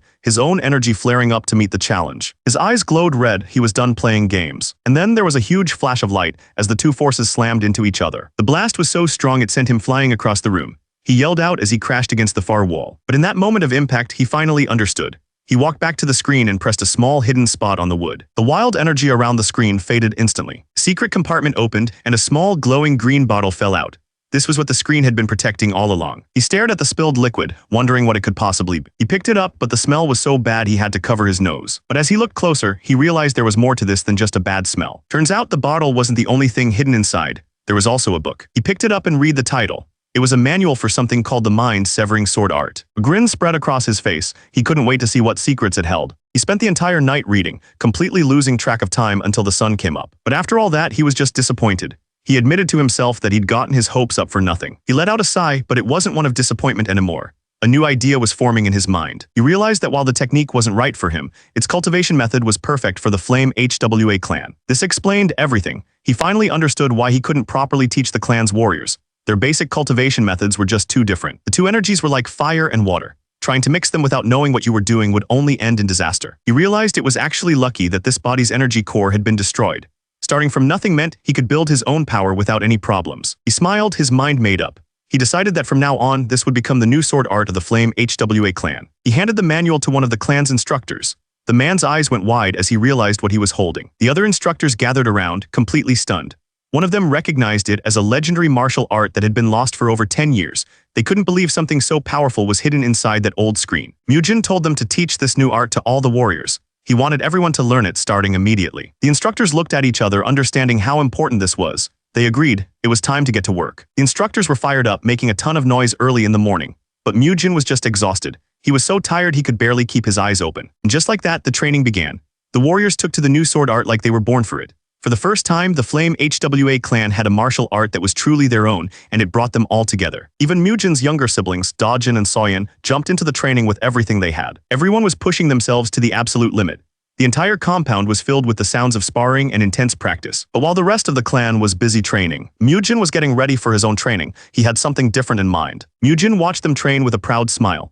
Ever since they started martial arts, he'd never seen them happier, especially his younger siblings. And it made sense. They could feel themselves getting stronger every day. Turns out they were both incredibly talented. He couldn't help but smile. They were good kids. But as he walked through the compound, he noticed something strange. The entire place was empty. He spotted one of the warriors sweeping nearby. The man seemed surprised. Mujin didn't know. He explained that today was the day of the sparring tournament. The Little Dragon Ascension tournament was the biggest event in the region, held only once every 5 years. Without a word, Mujin unleashed a powerful sword technique, cutting through the air. The warrior could only watch in shock. Mujin thought about his siblings. He decided that if anything happened to them, he'd come for whoever was responsible. With a single swing, he unleashed a massive wave of energy that cut through the air, a clear warning to anyone watching. The tournament grounds were already packed with people. It was clearly the biggest event in town. One of the clan's instructors arrived with Mujin's younger siblings. His sister was practically bouncing with excitement. But just as they were taking it all in, someone stepped out and blocked their path. It was the chief steward of the Beak clan, Jang Seyoon. He looked down on them and asked why they bothered showing up at all. The instructor's face fell. He knew exactly who this was. The steward just smiled, clearly enjoying the moment. He then mocked them, asking if the HWA clan would even have money for food after paying the tournament fees. That's when he noticed Mujin standing right there, listening to every word. The steward's insults hit a nerve. Mujin's younger siblings glared at him, furious. They weren't going to just stand there and take it. But a moment later, Mujin was gone from the street. He was now standing on top of a building high above the crowds. He realized he had no idea where he was going. He muttered to himself that he should have asked Ma Sok for directions before he just took off. He scanned the city below. That's when he saw it in the distance. Down in the crowded streets, two people in green robes were walking together. As they passed, people couldn't help but stare. One man was completely stunned just watching them go by. The woman under the hat didn't seem to notice the attention. She just kept walking, a picture of grace and power. It was clear she was someone important. The woman in the hat didn't even look at him. She just told him to stop spacing out and get out of her way. But Mujin didn't move, he just kept staring as she walked past. Her companion glanced back, wondering what was wrong with him. That's when Mujin walked right up to her. He asked if she knew where the Little Dragon Ascension tournament was. She seemed taken aback, asking him why he was staring at her like that. Before she could say anything else, someone stepped between them. It was an older man dressed in the same green robes. He explained that they were also wandering around looking for the tournament. But his friendly words didn't match his eyes. He was giving Mujin a look that could cut through steel. Mujin just stared back, completely unfazed by the threat. He turned his back on them. He said if they had legs, they could go find it themselves. The older man's threat was cut short by a sudden explosion down the street. Someone was clearing the way with force, yelling for everyone to get lost. The man just smiled. He seemed to know exactly who was causing all the trouble. The woman, however, looked completely confused. He recognized that kind of power. It belonged to the Beak clan. Mujin watched from a distance. He could feel it in the air. A huge storm was about to hit the city, and he was glad he'd come to see it for himself. And it looked like the storm had already found his family. Members of the HWA clan were being stopped in the street by a warrior in white. The commotion was already drawing a crowd. Everyone stopped to watch what was happening. The HWA clan warrior clenched his fist, his anger flaring up. He wasn't about to let his family be pushed around. The HWA clan warrior tried to calm things down. He promised that their delayed membership fees would be paid back soon and that it wasn't something to worry about. The other members of the HWA clan stood by him, silent and tense. The man in white just laughed. He found it hilarious that young Master Mujin had supposedly recovered from his madness. He said he was really looking forward to seeing the clan's famous red flame art again. It was a clear challenge. The HWA warrior's hand tightened on the handle of his sword. He looked the man dead in the eyes and asked him what he was trying to do. He was done talking. He warned the man that his patience had a limit. But the warrior in white just sneered, mocking his pride. He began to draw his own blade, daring him to pull out his sword. Just as blades were about to be drawn, two figures appeared behind the HWA clan warrior. One was HWA Mujin. The growing crowd started to whisper, wondering if a real fight was about to break out. Mujin walked right between them and told them that was enough. He reminded them that tonight was for the kids' sparring match, not for adults to get involved. His eyes were cold and sharp. He wasn't asking. The man in white just smirked, surprised by the newcomer's boldness. He asked who he was, but the HWA clan warrior immediately bowed his head in respect. His loyalty made it clear who was in charge. Mujin looked over at his clansman, casually mentioning that he should have been told about an event like this. The two youngest members of the HWA clan watched from behind him, their faces full of worry. Mujin gently patted his little sister's head. He thought to himself that these kids were truly unbelievable. With that, he turned his attention back to the men causing trouble. His expression was completely serious. He was done playing games. The man in white stared back in disbelief, demanding to know what Mujin had just said to him. An older man in green robes watched from the side. The older man stepped in, trying to calm things down. He suggested that since it was a special day, they should all put their swords away. But the woman in the wide hat cut him off, telling him to mind his own business. The old man just smiled, amused. The warrior in white sneered at Mujin. He mocked him, saying that poverty wasn't something a martial clan should be proud of. He then turned his insults to the children. He said Mujin should have at least bought them new clothes, and sarcastically asked if all their money went to the entry fee. The HWA clan warrior was furious. He muttered that he was going to take the man down. The older clan member behind him just sighed, clearly worried. But Mujin stepped forward. He asked what was so important about clothes, pointing out that dressing well doesn't turn a weak martial artist into a master. He decided it was pointless to talk to someone who wouldn't understand. He turned and walked away, taking the children with him. He didn't even look back. The older man in green walked up beside him. He told Mujin not to let it get to him, saying there are guys like that everywhere. The man had a strange, knowing look on his face. The HWA clan warrior watched them go, looking puzzled. The man in green just smiled to himself and disappeared into the crowd. As they walked, a man in red robes suddenly stopped them. He called out, asking if they were from the Flame HWA clan. The warrior confirmed that they were. The man smiled warmly and told them he would guide them to where they needed to go. He turned and led them through the crowded streets. Mujin watched him silently, not quite trusting this sudden help. Soon they arrived at a massive estate. It was packed with people from all over. In the main courtyard, servants were busy setting up long tables. It looked like a huge feast was being prepared for everyone. The kids' eyes went wide. They stared at the mountain of food, completely amazed. Mujin just sat there with a slight smile, looking like he was enjoying the party. Just then, an announcement called for the Beak clan members to head over to the VIP seats. The older man who had been staring them down before just smirked, clearly enjoying their situation. But inside, Mujin was thinking about exactly when he should deal with him. He decided he'd start by plucking out one of his eyeballs. His thoughts were cut short when he felt someone walk up behind him. He turned to see a tall, bearded man in green robes standing right over their table. Mujin watched him, wondering why this guy was hovering around them like that. Sensing danger, he used a special technique to send a message only they could hear. He ordered everyone to put their food down and not to eat or drink until he did. The woman with the bearded man, Hai-Ah, stepped forward and offered her grandfather a drink. She poured the drink for him and he thanked her by name. The man then turned to Mujin, telling him to have a drink as well. But Mujin just shook his head, saying he'd eaten recently and didn't need anything. The man's friendly act vanished. He stomped his foot hard on the ground, clearly angry. Just then, a man's voice boomed across the tournament grounds. He stood in the center of the arena, welcoming everyone to the Little Dragon Ascension Tournament, an event held only once every 5 years. He introduced himself as Seok Ildo, the head of the Seok clan of Zicheng. He continued his speech, announcing that they had prepared some simple food for all the guests. At the mention of food, Mujin's eyes narrowed. He knew exactly what they were planning. Seok Ildo, the head of the clan, walked right over to their table. He wasn't looking at Mujin, though. His eyes were fixed on the old man. He bowed his head respectfully. It was a gesture you only give to someone you truly fear or admire. His eyes went wide. He couldn't believe who he was looking at. He recognized the man's face. It was Tang Sumoon, the legendary Poison Emperor. Seok Ildo explained that he'd seen him once before from a distance. The kids from the HWA clan just looked on, completely confused about what was happening. The name Tang Sumoon started to echo through the crowd. Everyone was in shock. The Poison Emperor was really here. This wasn't just some random master. Tang Sumoon was one of the 4 martial emperors, the absolute strongest fighters in the entire Central Plains. And for some reason, a legend like that had shown up at a small sparring tournament for kids. It made no sense. The entire venue erupted into chaos. Everyone was staring, trying to get a look at the famous warrior, but Mujin didn't even flinch. He just calmly picked up his chopsticks and started eating. Seok Ildo started sweating. He couldn't believe he'd been so rude to the Poison Emperor without even knowing who he was. But Mujin just lifted his bowl, completely calm. While everyone else was freaking out, he just took a drink. That's when a small smile crossed his face. He remembered him, not as the Poison Emperor but as a young kid from a long time ago. Back in his past life, 4 of the 5 great clans had refused to fight him. That was because he had already dealt with their leaders and their strongest fighters. And one of the young warriors who had been there that day was Tang Sumoon, the very same man who would one day become the Poison Emperor. For Mujin, it was just an old memory. But Tang Sumoon, the Poison Emperor, just waved his hand, telling the flustered man to have a seat. Seok Ildo was completely lost. He had no idea what the Emperor was talking about. That's when his eyes landed on Mujin. He suddenly became incredibly polite, apologizing for not recognizing the young master of the Flame HWA clan and even offered to join their tables. Mujin just replied calmly, saying it was understandable that the man didn't recognize him. But the Poison Emperor wasn't listening. He was staring at Mujin, and the more he looked, the more familiar the young man seemed.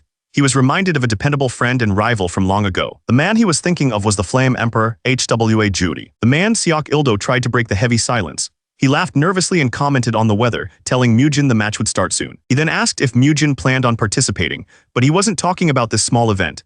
He meant the Orthodox Murim tournament, the one held only once every 5 years. He told Mujin that the big tournament was coming up soon. He admitted that if Mujin decided to participate, it wouldn't be good for him. Mujin just gave a simple reply, saying it was a shame. He clearly wasn't interested in the conversation. Realizing his attempt at small talk had failed, Seok Ildo turned back to the Poison Emperor. He bowed low, shouting his respects. He apologized over and over, begging for forgiveness because he hadn't recognized the legendary warrior. But the Poison Emperor didn't even seem to hear him. He just calmly took a sip from his cup, making Seok Ildo wait. That's when Mujin put his bowl down with a soft click. He complained that it was getting noisy and asked when the match was supposed to start. Just then, a woman stepped forward. She was with the Poison Emperor. She thanked everyone for coming to see her grandfather, but said he didn't want any trouble. The tournament official quickly agreed, telling everyone to go back to their business. He announced that the match would start right away. Mujin watched as the chaos finally settled down. The official stepped into the arena to explain the rules. He said that only wooden weapons were allowed, and any moves meant to take a life were forbidden. If a blue pouch was thrown, the match would pause. A red one meant the fighter had to give up. With the rules out of the way, he announced the start of the Little Dragon Ascension Tournament. He called for the first fighter, Beak Sahyon of the Beak clan. Then he called for his opponent, HWA Soyeon of the Flame HWA clan. She was just a little girl busy eating a giant pickled radish. Mujin leaned toward her. He told her this was a chance to show off everything she'd been practicing and to see how much stronger she'd become. Sahyon looked down at the little girl, thinking she had terrible luck getting him as her first opponent. He smirked, deciding he would start by breaking both of her arms. But then he saw her expression. HWA Soyeon cracked her knuckles. She had planned on taking it easy, but now she realized that wasn't going to happen. Her eyes glowed with a strange energy. She told him that he would be the first offering for her own victory. Beak Sahyon couldn't believe what he just heard. He was furious that a little girl would dare speak to him like that, but she just clenched her fists and told him to shut up. She was done with all the talking. Beak Sahyon gritted his teeth. He warned her that she brought this on herself and that this wouldn't end with just broken arms. As the match was about to begin, Mujin watched from his seat, completely silent. He turned to Elder Joe and asked why the Beak clan was always picking fights with them. The elder explained that it wasn't a big problem when the Flame Emperor was alive.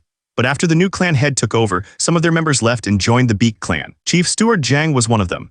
As the HWA clan got weaker, the Beak clan started acting more and more aggressive. Mujin's eyes narrowed. He couldn't believe they were traitors. He asked why they would do something like that. Turns out they had a big fight with the old clan head. And when the Beak clan took in all those new fighters, they got a lot stronger. The Beak clan used the anger those traitors had against their old clan to make things even worse. Mujin's hand tightened on his wooden sword. He had heard enough. The match began, and the fighter from the Beak clan immediately launched himself into the air, coming down hard on HWA Soyeon. But she stood her ground, blocking his powerful punch with her own. Without wasting a second, HWA Soyeon countered with a kick straight to his face. The blow landed hard, sending him stumbling back. He was completely shocked. She didn't even give him a chance to recover. She followed up with a brutal chop right to his neck. And as he fell to the ground, she finished it with one last strike. He lay on the ground, completely defeated, blood dripping from his mouth. She looked down at the boy on the ground and pointed, mocking him for his brutal nose. Watching from the side, the Poison Emperor noticed her kick techniques. He turned to Mujin and asked if he was the one who taught her. Mujin shook his head, explaining that he hadn't been in his right mind to teach her. He said her basics were all taught by Elder Joe. Lady Tang added that it wasn't just the kicks. She was impressed by the girl's natural vision and athletic ability, saying they were amazing for her age. But the Poison Emperor saw a problem. Her opponent was now holding a wooden sword, and he wondered how long she could last against a weapon. The boy's face twisted with anger. He screamed that he was going to get rid of her for real. He charged forward, swinging the sword with everything he had. But HWA Soyeon met the attack head-on, blocking the wooden sword with just her arm. The force of the blow was huge, but she held her ground. But she didn't just stand there and block. HWA Soyeon started moving, dodging every wild swing he threw at her. Watching from the side, Lady Tang was impressed. She couldn't believe the girl had dodged every single one of his attacks. Her opponent was getting furious. He couldn't understand how she was so fast. He screamed in frustration, calling her a slippery loach.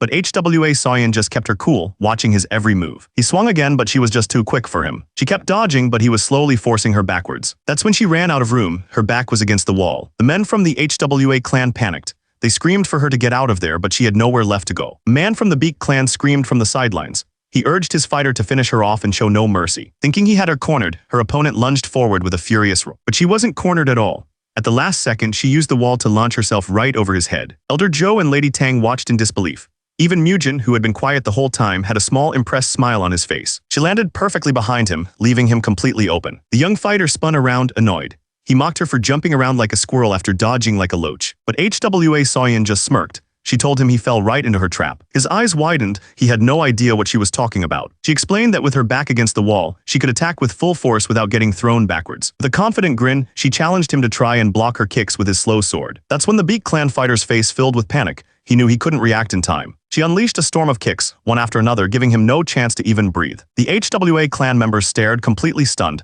They couldn't believe what they were seeing. On the other side, the Beak clan elder was furious. He watched as his fighter was completely overwhelmed. The young fighter was bruised and bleeding, but he refused to give up. But HWA Soyeon didn't give him a chance. She landed one final, powerful kick right on his wooden sword. The impact sent him flying backwards, knocking the sword right out of his hands. The Beak clan elder screamed in disbelief. But just as the match was over, someone threw a small pouch into the ring. It landed right in front of the defeated fighter.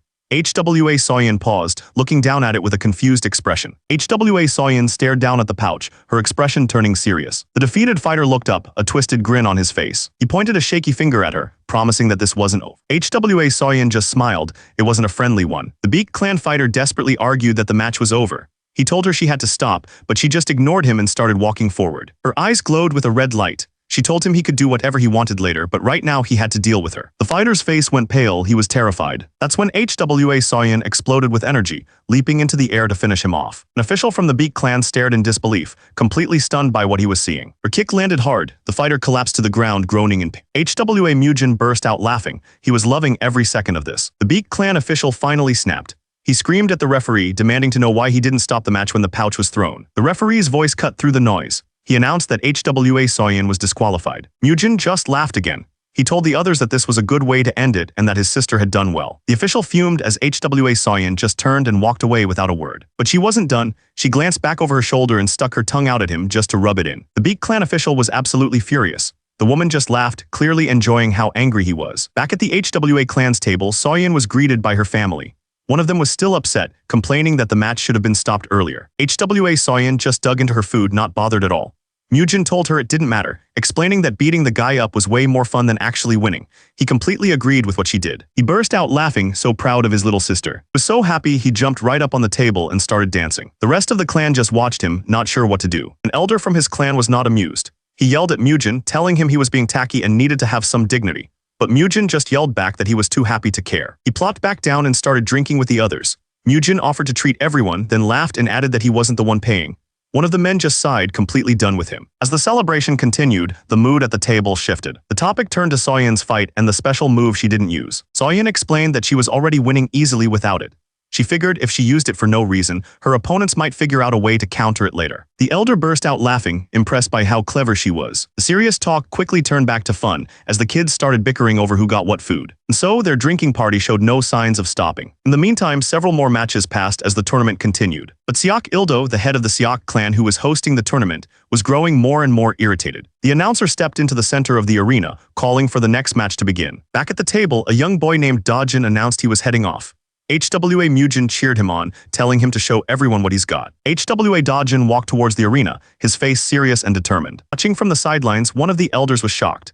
He couldn't believe the HWA clan was using swordsmanship instead of their usual bare-handed fighting. The announcer gave the signal. The sparring match was officially underway. Seok Ildo watched with a stern look. He was counting on his fighter to get the Poison Emperor's attention. His opponent was Seok Chaeyoung from the Seok clan. He charged forward aggressively, taking the first swing. But HWA Dojin met the attack with a powerful swing of his own, his blade glowing with a strange blue light. Seok Chaeyoung's sword slammed into the ground, missing its target completely. In a flash, HWA Dojin had moved. He was already standing behind his opponent, who was completely defenseless. Seok Ildo's eyes went wide. He couldn't believe what he was seeing. The other spectators were just as lost. They whispered to each other, trying to figure out what had just happened. The HWA clan understood perfectly. They exploded with cheers, so happy they felt they could die with no regrets. An elder from another clan trembled, stunned by the impossible move. Watching from the side, HWA Mujin just smiled. Everything was going exactly as he'd planned. He stood there silently, taking in the chaos he had created. HWA Mujin revealed the name of the technique that had just shocked everyone. The mind-severing sword art. The crowd went absolutely wild, shouting in disbelief. To get everyone's attention, HWA Mujin slammed his foot down hard on the table. He then made an unbelievable offer. Anyone who joined the HWA clan would get to learn the mind-severing sword art. His little brother and sister cheered him on. He explained that what they saw from Dojin's match was just the first half of the technique. That was all it took. The crowd erupted, with people shouting that they wanted to learn it right away. It turned into chaos instantly, and a man with a book started shouting for everyone to form a line. One of the clan elders started laughing. He couldn't believe Mujin was recruiting people in the middle of an event, calling him completely crazy. But not everyone was happy about this chaos. In fact, some people were getting really angry. Seok Ildo, the head of the Seok clan, was furious. He couldn't believe HWA Mujin would act so arrogantly, but he knew he couldn't do anything about it while the Poison Emperor was watching. One of his men came up from behind. He asked the clan head if he was really going to let the HWA clan do as they pleased. Seok Ildo just listened, his face tight with anger. But then that anger turned into a wicked smile. He had an idea. He decided to mess with the tournament bracket and put his own warrior, Seok Yuso, in to take care of them. Seok Ildo's plan was simple: rig the tournament. He was going to swap the bracket and put his own fighter, Seok Yoso, into the mix. Turns out this kind of scheming wasn't new.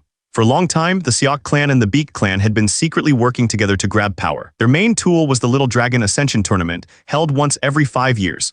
They would manipulate the matches to make sure their own apprentices won. Winning brought their clans fame, and in their world, fame was power. That's how they controlled everything and grew their influence. And now, back in the present, the final match in the top 32 was about to begin. The fighter stepping into the ring was Seok Yoso, the young master of the Dianking sect. An elder leaned over to HWA Mujin, pointing out that whoever won this fight would be facing his little brother in the next round. Mujin just smiled, unfazed. But another elder was completely stunned. He couldn't believe his eyes, stammering and asking why that specific guy was even here. The little sister watched the two fighters in the ring and asked if Seok Yoso was strong. The elder sitting nearby explained that he wasn't just strong, he was the champion of the last tournament.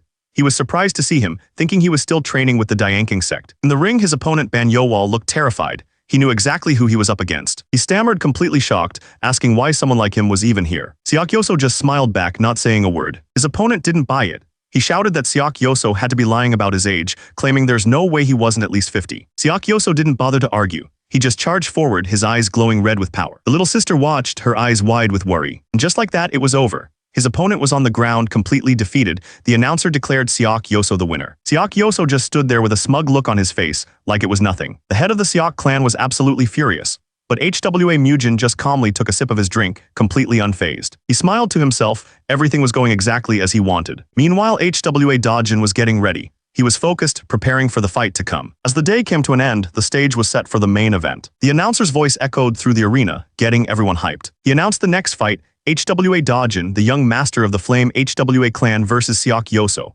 This was the match everyone was waiting for. Watching from the stands, one of the spectators commented that this was basically the final match of the tournament. happening way too early. The head of the Siak clan let out a smug laugh. His plan was already in motion. The Poison Emperor watched everything from his seat, not saying a word. The HWA clan cheered wildly, shouting for HWA Dojin to win. But Mujin watched with a serious look, knowing what was really at stake. On the stage, HWA Dojin faced his opponent Siak Yoso. The tension between them was heavy. Siak Yoso started talking trash, asking if Dojin was there for revenge. He let out a little laugh, clearly trying to get under his skin. Then a strange red energy started glowing around him. His eyes turned red, and he had this crazy look on his face. Without any warning, he swung his sword, unleashing a wave of that red energy. The fight had begun. He announced the name of his technique, the 12 radiant sword strikes. Suddenly, a dozen slashes came at HWA Dojin all at once. He was completely caught off guard by the speed. He could barely block the attacks. The force of each strike was immense. Siak Yoso mocked him, calling him a worm. He warned him that if he only blocked, his skull would be smashed in. The attack was relentless. HWA Dojin was being driven back completely on the defense. Watching from the side, HWA Mujin recognized the technique. It was the Dianking Sect's signature fast sword style. The elder next to him agreed that this was going to be a tough fight. But Mujin didn't look worried at all. He just watched calmly. He kept his eyes on the stage, watching the battle play out. Watching from the sidelines, Siak Ildo had a wicked grin on his face. He urged his fighter on, telling him to show them the massive gap in their skills. On the stage, the difference in power was obvious. Siak Yoso's attacks were relentless, and HWA Dojin was completely overwhelmed. Yoso laughed, mocking him for struggling so much. Dojin could only grit his teeth and endure the punishment. The attacks just kept coming one after another with no break. But HWA Dojin wasn't done yet. He tightened his grip. Instead of just blocking, he started to push back, looking for an opening. Dojin finally made his move. But Siak Yoso just laughed, saying he'd been waiting for this exact moment. It was a trap. Yoso slammed his fist right into Dojin's shoulder. Siak Yoso unleashed a powerful technique, the radiant sword strikes. The strikes were too fast to block. Dojin was taking the full force of the attack. He grunted in pain, trying to hang on through the assault. The final hit sent him flying across the stage, slamming him into the ground. Siak Yoso stood over him, ready to end the match. He casually remarked that it was ending a bit early. But just as he brought his sword down, something small and dark hit the blade. It was just a small stone. Siak Yoso was completely confused, wondering where it came from. Then from across the arena, the person who threw it came into view.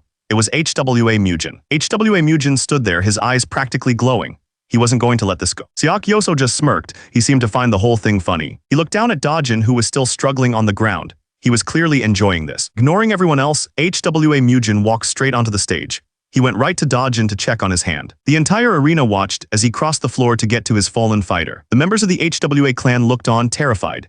His little sister gasped, her eyes wide with worry. Dojin gritted his teeth, trying to fight through the pain. Mujin looked at Dojin's trembling hands. From nearby, Siak Yoso's voice cut in, tauntingly asking what he planned to do now. Without a hint of fear, HWA Mujin just looked back at him and agreed. On the stage, Dojin pushed himself up, his grip tightening on his wooden sword. He stood tall, ready to face his opponent once more. Watching from the side, one of the elders remarked on the boy's impressive spirit. The man next to him just said it was the least a martial artist's child should be able to do. HWA Mujin watched everything unfold, his gaze sharp. Siak Yoso laughed, admitting he was seeing the kid in a new light. He said he expected him to just cry and quit, and was surprised he made it back to his feet. But his smile turned cold. He warned Dojin that since he was back, he'd have to bear the consequences. That was it? HWA Mujin snapped, furiously demanding to know what he just said. Siak Yoso laughed cruelly and lunged forward, his fists glowing with a strange energy. He shouted that he was about to create a new pair of crippled brothers. He didn't even wait for an answer. Siak Yoso just charged forward, his fists glowing. He had a twisted smile on his face, like he was enjoying every second of this. But just as the attack was about to land, everything seemed to slow down. A memory came rushing back, a time when Dojin was just a kid, training hard. In the memory, his older brother, HWA Mujin, stood before him. He looked down at Dojin and asked him a simple question: did he want to win? With tears in his eyes, Dojin said he had to win. It was the only way to restore their clan's honor. Mujin told him not to worry about that. He promised that he, the big brother, would make their clan the greatest again. All Dojin had to do was focus on the match. Then he leaned in, a sharp look in his eyes. He told his little brother he would teach him the surest way to win. He explained that the instant an opponent uses a sword technique, a tiny opening appears right in the center. That was the key. Mujin's voice echoed in his memory, telling him that when that single moment came, he absolutely could not hesitate. He had to charge straight in and give it everything he had. The memory faded, and in the real world, Dojin moved. Ignoring the incoming attack, he aimed right for the center, just like his brother told him. Siak Yoso's eyes went wide. He never saw it coming. Dojin's sword slammed right into his chest. The force of the blow sent him flying. Everyone watching was stunned. Even Dojin couldn't believe it. He actually did it. Siak Yoso grunted as he hit the ground hard. The impact was way stronger than he expected. Watching from the side, the HWA clan members erupted in cheers.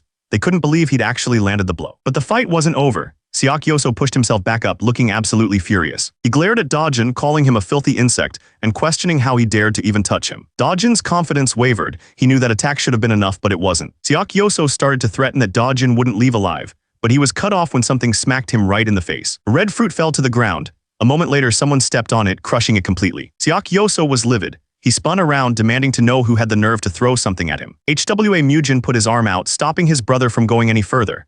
Dojin just looked up, completely confused. He didn't understand what his brother was planning. Mujin just smiled and told him it was time to go home. An official from the tournament tried to stop him, but Mujin didn't even bother to look at him. He glanced back, making it clear he thought this whole event was a joke. The rest of the HWA clan gathered around the kids, unsure of what to do next. As Mujin walked away, a man called out, inviting himself over for a drink. The woman next to him was shocked, asking her grandfather if he was serious. HWA Mujin didn't seem to care one way or the other. He just told the old man to do as he pleased. As the HWA clan left, the crowd noticed the old man and his granddaughter were following them. It seemed the Poison Emperor was leaving too. One of the spectators clicked his tongue in annoyance. He was clearly upset that the show was over. He watched the old man and his granddaughter walk away into the distance. From another side of the arena, a different man watched everything unfold with a smirk. Meanwhile, on the busy streets outside the arena, people were going about their day. But then one man stopped in his tracks, his eyes wide. He saw someone walking through the crowd who definitely didn't belong. The figure walked with a silent, steady pace. They stopped in front of a man who immediately bowed his head. These were members of the Crimson Sword sect, and they did not look happy. This was Hong Joheng, also known as the Hidden Dragon of Zicheng. He had a look on his face that just screamed trouble. The man with him, known as Death Black Crow, agreed. He told Hong Joheng he was trusting him to take out a very dangerous target. Hong Joheng didn't seem worried at all. He said they even had the Crimson Sword sect backing them up. He looked completely sure of himself, like this was all just a game to him. And there he was, Ju Sugang of the Crimson Sword sect. He explained that the moment his group got involved, the outcome was already decided. The group laughed as they walked down the street, clearly not trying to hide their presence. A couple of guys nearby watched them pass, confused by all the noise. One of the men decided to follow them, trying to see what was going on. He kept his distance, tailing the group as they made their way through the city. The group being followed finally arrived at their destination, the HWA clan's residence. Hong Joheng stared at the entrance, unimpressed. He scoffed at the sight of the gate. Then with a single kick, he smashed it to pieces. The loud crash caught the attention of a young clan member inside. He rushed out to see the intruders standing among the broken wood. He furiously demanded to know what they were doing. Hong Joheng just smirked, his eyes glowing with a strange energy.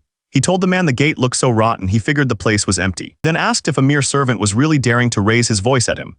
The young man was completely taken aback, stammering in disbelief. Before he could even respond, Hong Joheng's hand shot out and grabbed him. Hong Joheng wasn't alone. His whole crew walked in right behind him, strolling into the courtyard like they owned the place. They were clearly looking for trouble. A couple of the HWA clan members saw the intruders and couldn't believe their eyes. The noise reached HWA Mujin. He walked out to see what was going on. But things had already gotten violent. One of the intruders was stomping a clan member into the ground. It wasn't even a fight. The intruders took down anyone who got in their way. In just a few moments, they had taken complete control of the courtyard. One of the younger members saw HWA Mujin and ran towards him, crying out but an intruder moved to cut him off.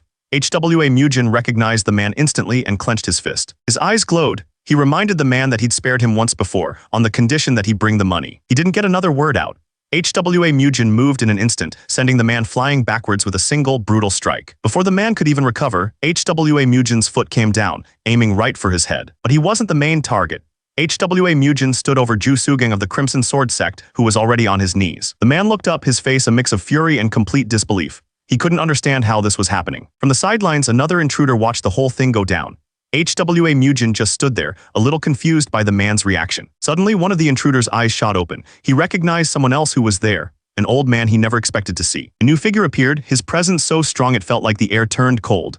It was the Poison Emperor. He questioned why the Crimson Sword sect dared to raid a clan in his territory. He stared them down, his voice heavy. He told them that what they were doing wasn't just a raid, it was a declaration of war. A terrifying green energy exploded from the Poison Emperor, washing over everyone in the courtyard. The intruders froze, their faces filled with pure shock. Even the HWA clan members struggled to stand. The pressure was just too intense. The old clan member gritted his teeth. The killing intent was so strong it felt like the very ground was shaking. Ju Sugang couldn't believe it.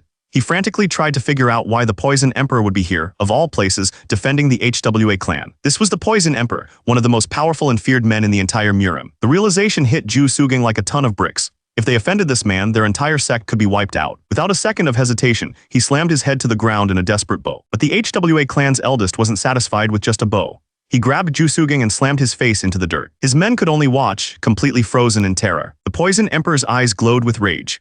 He told them that since they wanted to test him so badly, he would not only finish them, but also deal with their families before the next night. Ju Sugang screamed his name, his mind completely shattering with fear. That's when HWA Mujin stepped forward and stomped his foot. A massive shockwave of energy erupted from him, blasting across the entire courtyard. Everyone, including his own clan members, stared in total disbelief. Nobody knew he had this kind of power. Sometime later, things had calmed down. The entire HWA clan was busy, working together to rebuild. From a rooftop, HWA Mujin and the old man watched them. The old man commented on how nice it was to see everyone so full of life. He said watching them work so hard made the food and tea taste even better. He took a sip of his tea. Then, completely out of nowhere, he apologized in advance for what he was about to do. The old man asked him about the energy he had used earlier, calling it movement arts.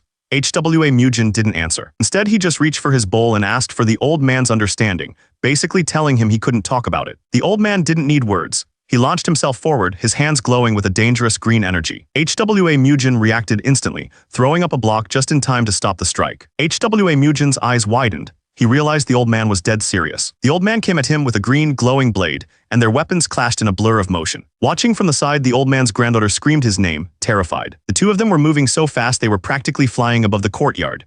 The clan members below could only stare, completely stunned. They couldn't understand what was happening. Why would their young master and the old man be trying to take each other out? But the old man wasn't playing around. He was putting real power into every single one of his attacks. He unleashed one of his signature moves, the poisonous explosive punch. HWA Mujin met the attack head-on, countering with the third form of the Peerless Nine Swords. With a furious yell, HWA Mujin put everything he had into his next move. He unleashed a technique called Kai Destruction. A massive wave of pure energy shot out from his sword. The attack was so huge it flooded the entire courtyard in an instant. The old man stood his ground, bracing himself for the impact, and then the two energies slammed into each other. But in the middle of the explosion, HWA Mujin noticed something strange. It looked like some kind of powder. The old man's face was completely serious, his eyes locked on his opponent. That's when it clicked. A small grin spread across HWA Mujin's face. He finally understood what was going on. HWA Mujin was stunned. He couldn't believe it.